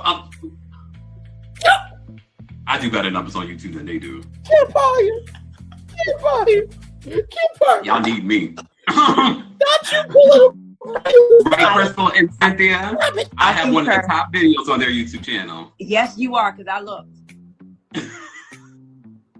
And Cynthia, where's my Golisi now? Golisi now? I'm gonna have to learn how to say it. Where's his Golisi mail, and make sure that you respond. Like Nene said, when I text, when I DM, respond immediately. See, this is why Nene needs to return. I think it's been long enough. Nene needs to return. It's going on 6 years since the last time she was on the network. It's time for Nene to return. I don't think she needs to return to Real Housewives of Atlanta just yet, but in some capacity. Ease her way in, yeah. In some capacity. In regards to Potomac, we talked about Angel, we talked about Karen, we talked about, what about Ashley? How are you feeling about Ashley? This week, Ashley admits to hooking up with Teresa's son. And Giselle told, and I've seen this repeated, Giselle talked about Stacey being around husbands and kids. And yet, now, there were rumors that Ashley hooked up with Charisse. What? Yes, that Katie hooked up with Charisse and Ashley too. So, but wasn't Katie the one that said that? And well, Katie was the one that said she hooked up with Ashley. And we all know Ashley's a lesbian. I mean, anything's possible with Ashley, because I feel like, and I've been leaning on this season, Ashley is just as bad as Michael Darby. I thought Jacqueline Ashley could be a cute couple, but Charisse. I feel about Ashley the same way I felt about her 10 seasons ago when the season premiered and she was on that swing saying that she has Robin had $25 in her bank account. Something about her I just did not like. And still don't. And for her, for that news to come out and it's like, oh, it's supposed to be like some fun little thing. It's like, if that was Stacey, if that was a man, let it have been a man. Yeah, they would be called a predator, and that's why I feel about Ashley. I'm like, I'm seeing it more and more. Yeah, because that's weird. And then again, it's in the same season where Giselle accuses Stacey of you can't have husbands and children around Stacey. That's a big statement. That would come up at the reunion. Yeah, I don't think they're going to have a good reunion. I already know, based off of her being on Drew Barrymore's show this week. Stacey, she's sitting next to Andy at that reunion. She better be. Yeah. Do you want to see Karen at the reunion? You want to see Karen at the reunion? I honestly forgot. I'm gonna be honest with you. I kind of forgot about Karen, except for when they bring her up. I didn't even think about her. Dare you? How dare you? The disrespect. You had her sentencing. I didn't even think about her until they bring her up.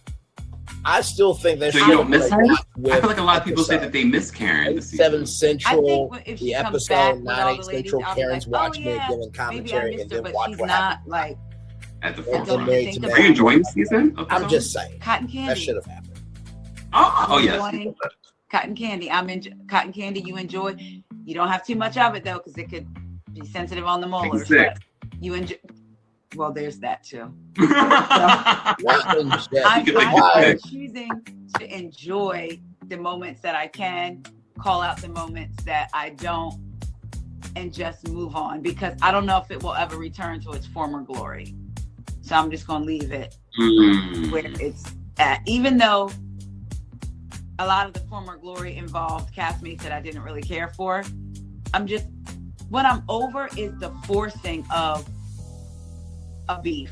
This beef with Stacey is forced. It's not real. Even if it was something that happened offline, I would rather hear if Jazzy found out Stacey actually said that, because I don't believe Stacey told Ashley and Giselle. But Jazzy and Stacey have a falling out. You were at my show in DC when she told us on stage that her and Jazzy were like tight, thick as thieves. And she was they have some sort of falling out, and I wonder if it's because they kept on putting in Jazzy's head that she only came to your wedding because Wendy and Ashley came. So I'm wondering if that's the root of the beef, because if you watch the after show, Jazzy's not filming with Wendy and Stacey, and I think if they were good, she would have been. Right. And see that, man, I hope that she didn't let it, because I appreciated Jazzy saying, I'm going to need more proof that my girl.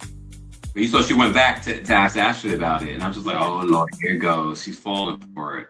And then Ashley, unless Stacey went to them and said, if you guys aren't going, I'm not going.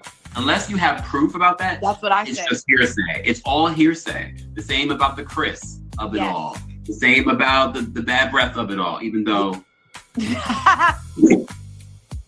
we didn't experience that, but it was just interesting that we had someone report back to us that night that.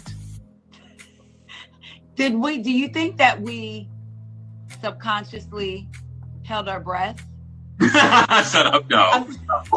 No. Oh, God. No. But I was next to her, and she kept on trying to touch me, and I was like, yes, she was. Yes, she was. Yes, she was. And I didn't have that experience with her. I didn't have it either. I did not have it either. That's when we found out that our birthdays are days apart, I believe. I think she's the third. Stacey, I know you're gonna watch this, girl. I know AJ watches. AJ follows me. AJ, let's mend this friendship. Let's mend this friendship. Let's mend this friendship. I'm ready to end the beef. Let's squash the beef. Squash the beef. Let me mediate. AJ, me and you will mediate and squash Stacey and Kempire's beef. I have no beef. I really feel no way about it. Even if we don't squash the beef, I feel no way about it because I still enjoy her on the show. Yeah. Yeah. Like I said, Malicious is that y'all held your breath. I did not. I did not.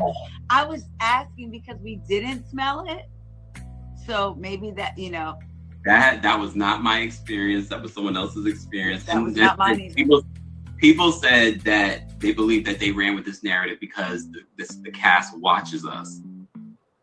Someone got a live stream ticket to my New York City show where I talked about it. So it's my fault. Because I just can't see, why did the breath thing all of a sudden stop? Like, because it wasn't landing for them. They kept on coming for something with her and it wasn't landing. And that, again, come with something real. This thing, even though I didn't care for her, did not care for her, she irked my nerves.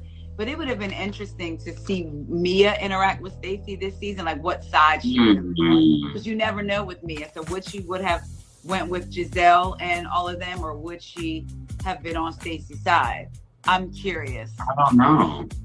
I mean, it feels like everyone's always trying to be on Giselle's side, and I don't know why, because Giselle, I used to enjoy Giselle, but when you look at Giselle, like she, again, season 5, melted in front of us, and Stacey's getting much more than Giselle's got, and she is just taking it on the chin.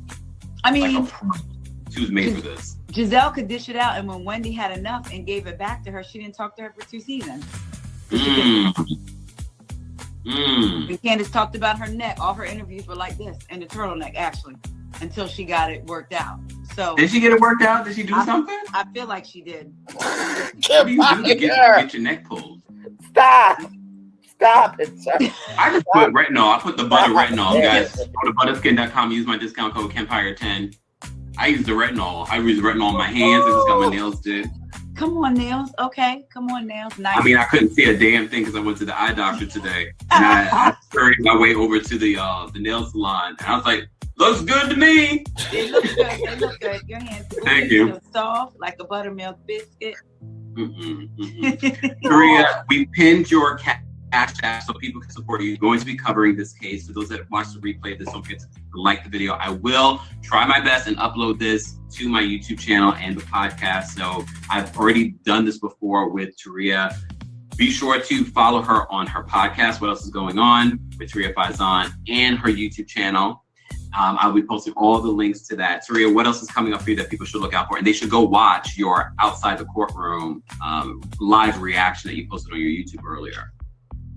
Just more YouTube videos I will be doing. I'm a little behind, but I will be releasing my Salt Lake City recap tomorrow, as well as my Beverly Hills recap tomorrow. But then I'll be all caught up. So I'm chugging along. Just more content coming out. I got caught up in, working. I'm shifting some things around to make sure that I put in the time to cultivate this and the community that I'm building. I'm thankful to you for helping me along on that journey. You've been very instrumental. I don't take that for granted. You know that.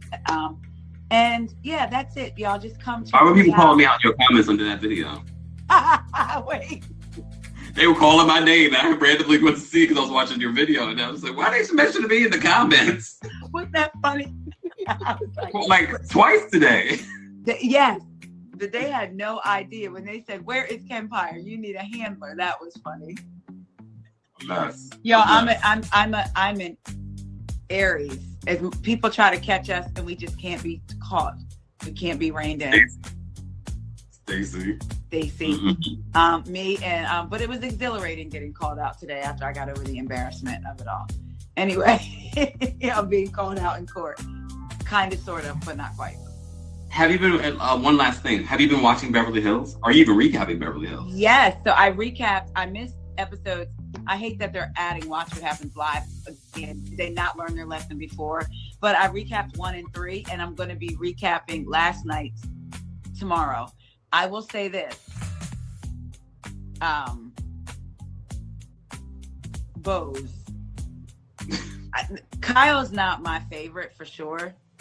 But this push with her, none of it seems, it doesn't seem like it's coming from a genuine place. Stick with you and Dorit's relationship, which is interesting that she's now saying the same thing Garcelle has said about Dorit, that they've all said about Dorit, that she talks too much. I was like, but I believe Dorit really does like her. I'm going to say this. I don't know if we're getting our first season Dorit back, who just said whatever she thought. I prefer this version of Dorit, whether it's fake or not, compared to seasons past. I prefer this version of Dorit. Kyle is annoying me, as always, kind of dancing around the subject, but demanding honesty from others.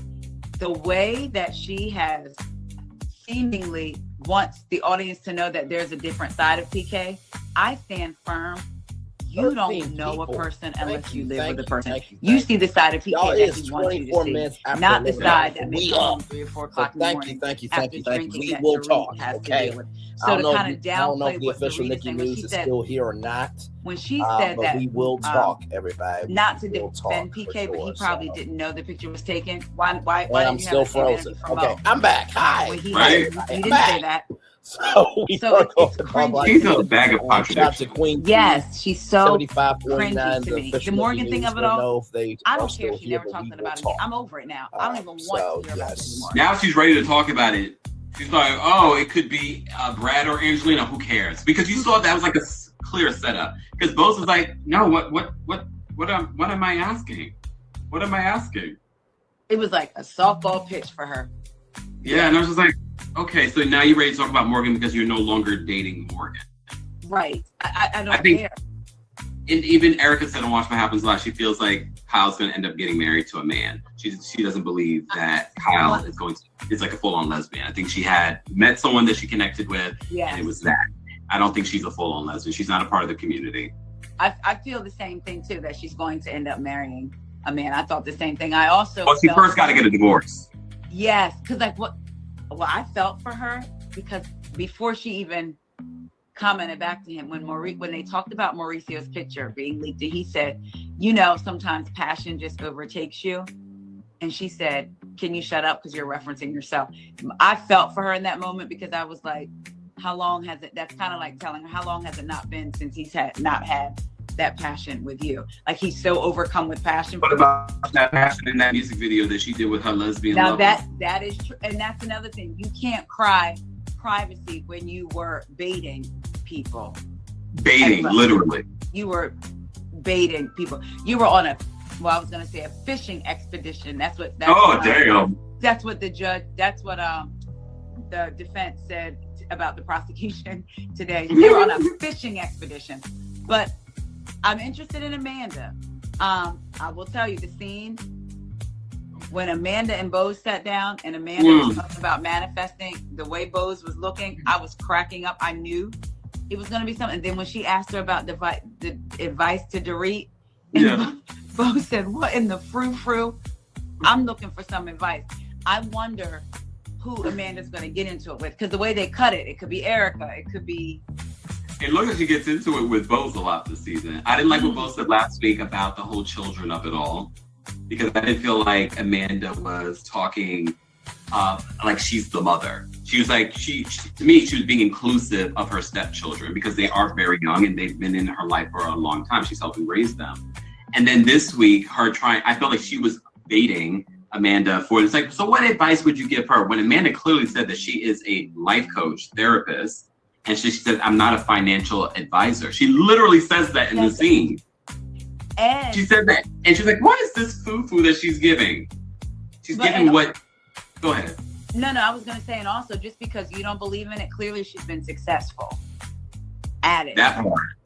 Very successful at it. And here's the thing that people don't understand, that they need to understand. Yes, you want some actionable steps, but first of all, Dorit should be speaking to a forensic accountant and a lawyer. Yes. The other thing is, if you really want to change your relationship with anything, be it money, you got to start at that foo-foo place. Yes. Yeah. That's why people end up with making the same mistake over and over again, because they haven't gotten to the root. Yeah. They're thinking, if I change the action here. No, if your mindset is still messed up when it comes to money or love, whatever it may be, you're going to make the same mistake over and over again. I understood where she was coming from. 1,000%. You got me defending this other lady, Bose, with that bundles on your head. What was she wearing in that scene? I said, what, Bose, what is going on? Like, I understand this. And then you were not flat ironing Lael's hair. Girl, I didn't see. What? Okay. I said, I'm going to let it go. It's the eyes. I'm trying to have an open mind and open heart, but I just feel like there was an intentional, like, with the Kyle thing. Again, as much as Kyle gets on my nerves, I would have been irritated if I was Kyle too. Like, what are we doing here? I ain't seen no black men at that speed dating. I said, they must. I thought about that. I love how that white man called out Rachel Zoe for. She's like, all you white women love Coldplay. I said, on my recap, my notes, I said, do they? Wow, is that y'all? Is that a thing? I didn't even know that was a thing. I like some Coldplay here and there. I'm not a huge fan, but I like some Coldplay here and there. We need to go look at that audience when the executive got caught. See what was in the audience. Well, she was a white woman listening to it. She just broke her silence. I didn't read what she said, but she just broke her silence. Basically the same thing. She was like, she was on she made a terrible mistake, blah, blah, blah, blah, blah, blah, blah. She lost her job, blah, blah, blah. Is she still with him, I wonder, or was it worth it? No, they're not together. So it's not a TJ and Amy. Okay. No. And TJ and Amy, I saw them on the red carpet with their family. Yeah. Their exes are still together. Yes. Andrew Shue from Melrose Place. What a crazy story. Oh yeah, my that is crazy. Divorced and they swapped partners. That's crazy. But I'm not even mad at Andrew Shue and TJ's ex-wife. I'm not mad at them. I hope they live. They were forced into this situation. Yeah, I hope they live happily. And if you had a chance to date Andrew Shue, wouldn't you take it? I'm not asking you. I might TJ's ex before Andrew. Like, no, I'm just kidding. She is beautiful though. I'm not. Yeah, she is. No, TJ's ex is very beautiful. She is. Wait. I've kept you long enough. What happened? I was seeing somebody said bring Jassy in full time only if she's friends with Stacey. I think Jazzy. I do like Jazzy this season. I think she would do better than. I mean, she's also actually married. However, I do believe Bobby's numbers. I looked it up. He's made nearly 40 million. He's not broke, which goes back to makes me wonder. It's like, okay, the Airbnb may have folded for you guys, but you guys have the coins. Just get another Airbnb. That's what I was wondering, because I didn't get the sense that they were broke either. So why wouldn't you? But I think they had to scramble because I have to give it to Giselle on this one. I think she thought we are. You don't want to get locked in to another contract. We're done filming, and I promised Bobby only 3 months. It's been 3.5. When she said you were mad, I know I was mad. I said Bobby was probably cussing her out in his head, like you were supposed to handle all this, and you got to. The energy when he was in the kitchen. Yes. I said, oh, Bobby was mad. He told us one particular thing. He dropped the ball, but he stands by his wife. He doesn't throw his wife under the bus. And that's more than some of them. Yep, that's true. Yeah. Okay, we've kept you long enough. You had a very busy day. Again, and guys, make sure you're following. You ain't part. You go right to the bed. Corey, we sorry for keeping you up this long.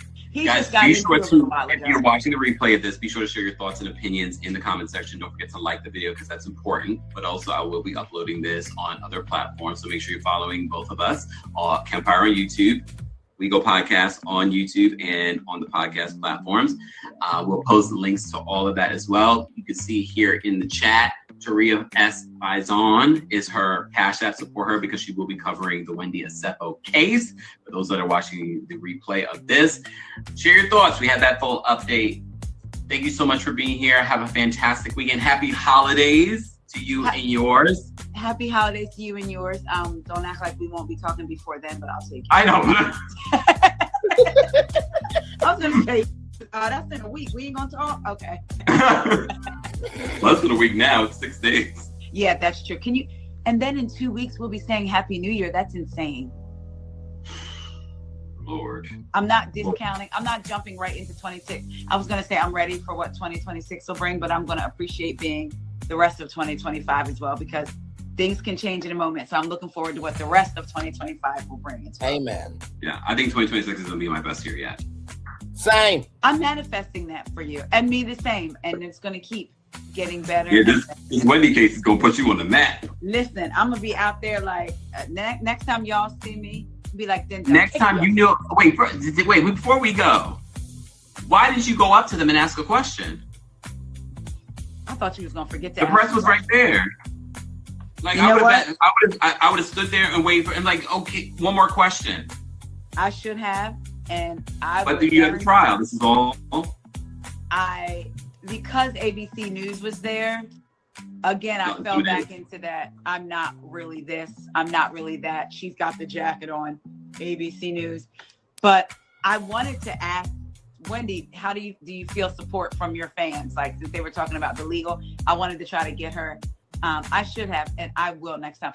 And get your pictures too. Get all of your pictures. I mean, your pictures are probably the one that was floating around first on social media in regards to this. So I would have stepped forward and asked your question. Yeah. And I'm gonna start watermarking. People love to. I mean, not even. But anyway, yeah, I'm gonna start watermarking stuff as well. People love to. They don't cite their sources like we do. And then you got people in their comments saying, "Oh, look at you, boots on the ground." There was no boots on no ground, and my boots were on the ground. My sneakers were on the ground. Hey, we cite our sources over here. Okay. Or you have the people that wait till it comes from another source, so they probably don't have to cite you. Repost that source. Yeah. Lord. But I said, even though I feel like I definitely, when I do the work, want my credit, I know why I'm doing this, and it'll all come eventually. Yeah, it has nothing to do with the outside noise or anything like that. It's so that you can do your thing and build your own platform. Amen. And to me, it's crazy that I'm doing this when that was my major at first in college. And then I literally wanted to be an internship at it was either ABC or NBC News. I sent away for the intern packet when I was in college because that's what I wanted to do. And now it's like full circle. Yeah. Yep. So without that, Dreaming of Bloom says your kitten heels. Don't forget your kitten heels. We need to raise money for her kitten heels. She has to go buy them. Korea Yes. Espazon. Go donate to the Cash App, and that's the same as her Venmo. high heels, well, kitty heels on my tippy. Well, they ain't gonna have me on my tippy, not no kittens, but I will wear them. Y'all raise Because them. you know Wendy's gonna be looking at you judging your fashion. Right. That's another thing. I said she flies. And then you're gonna be looking at her. Don't be looking at my fashion. This is what got you in your problem in the first place. Look, me and my fashion is going. I'm assuredly will be back home this time next year. We can't say the same. Okay, you need to get On off that the note, live we're and going go. to say good Don't night. sleep. Korea Faison from the What Else Is Get Going some On wild. podcast. Thank you so much for doing this. We Thank appreciate you. you. Have a fantastic evening. Go to Thank sleep. I love y'all. Bye, y'all. Thank you all for being here. Talk to you guys later. Make sure you're following us. Make Yes. sure you're following us. Follow them both. Kempire. Don't wear your wait. You said don't wear no. Wait. Don't you wear no kid? We're not gonna see them. It's for her comfort. Okay. Good night, Listen, give me everyone. some Timberland. I'm gonna save some money for some. I love butter Tims. I ain't had them in a while. I'll go in there with my butter Tims on. I'll do that. That'll get me moving fast. There might be. That's something else you need to look into. There might be a protocol for what to wear at certain courthouses. So, like in the South, you have to like women can't wear pants. They have to wear a dress. I don't know if it's still the same, but I remember when Oprah was on trial in Texas. Mm-hmm. What for that beef trial? Wow. Yep. So kitten heels might be mandatory at this courthouse. Can you imagine? They're like, ma'am, no kitten. You must wear kitten heels. No lipstick. None of that. You can't be all cute in the here. bill and thank y'all. They might so say much. like no hats. They might not say like no sweatshirts. There might be a protocol. You might want to look that up. Yeah, It's like, you know what? That's We a got good 5 idea. more things Because, like that. yeah, I don't want to get there and be turned away. after driving an hour. I might be on trial next to Wendy. She needs gas money, guys. She needs gas money. Look, I said I might be on trial next to Wendy, but I will be No. I will be bond and be home. No, I'm just kidding. God forbid. God forbid. All right, y'all. Everyone have a good night. I'll talk to you Thank guys y'all. soon. Don't forget, Kempire After Dark live show is coming to New York City March 13th. 3 room 42. One night only. Get your tickets. Live stream tickets are available. Check out my bio. Bye, y'all. All right, y'all. That is the end of the podcast. Okay.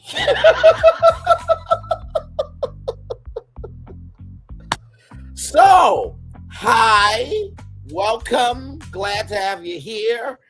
Yes, it's still nighttime behind me. I'm Braylon Lee.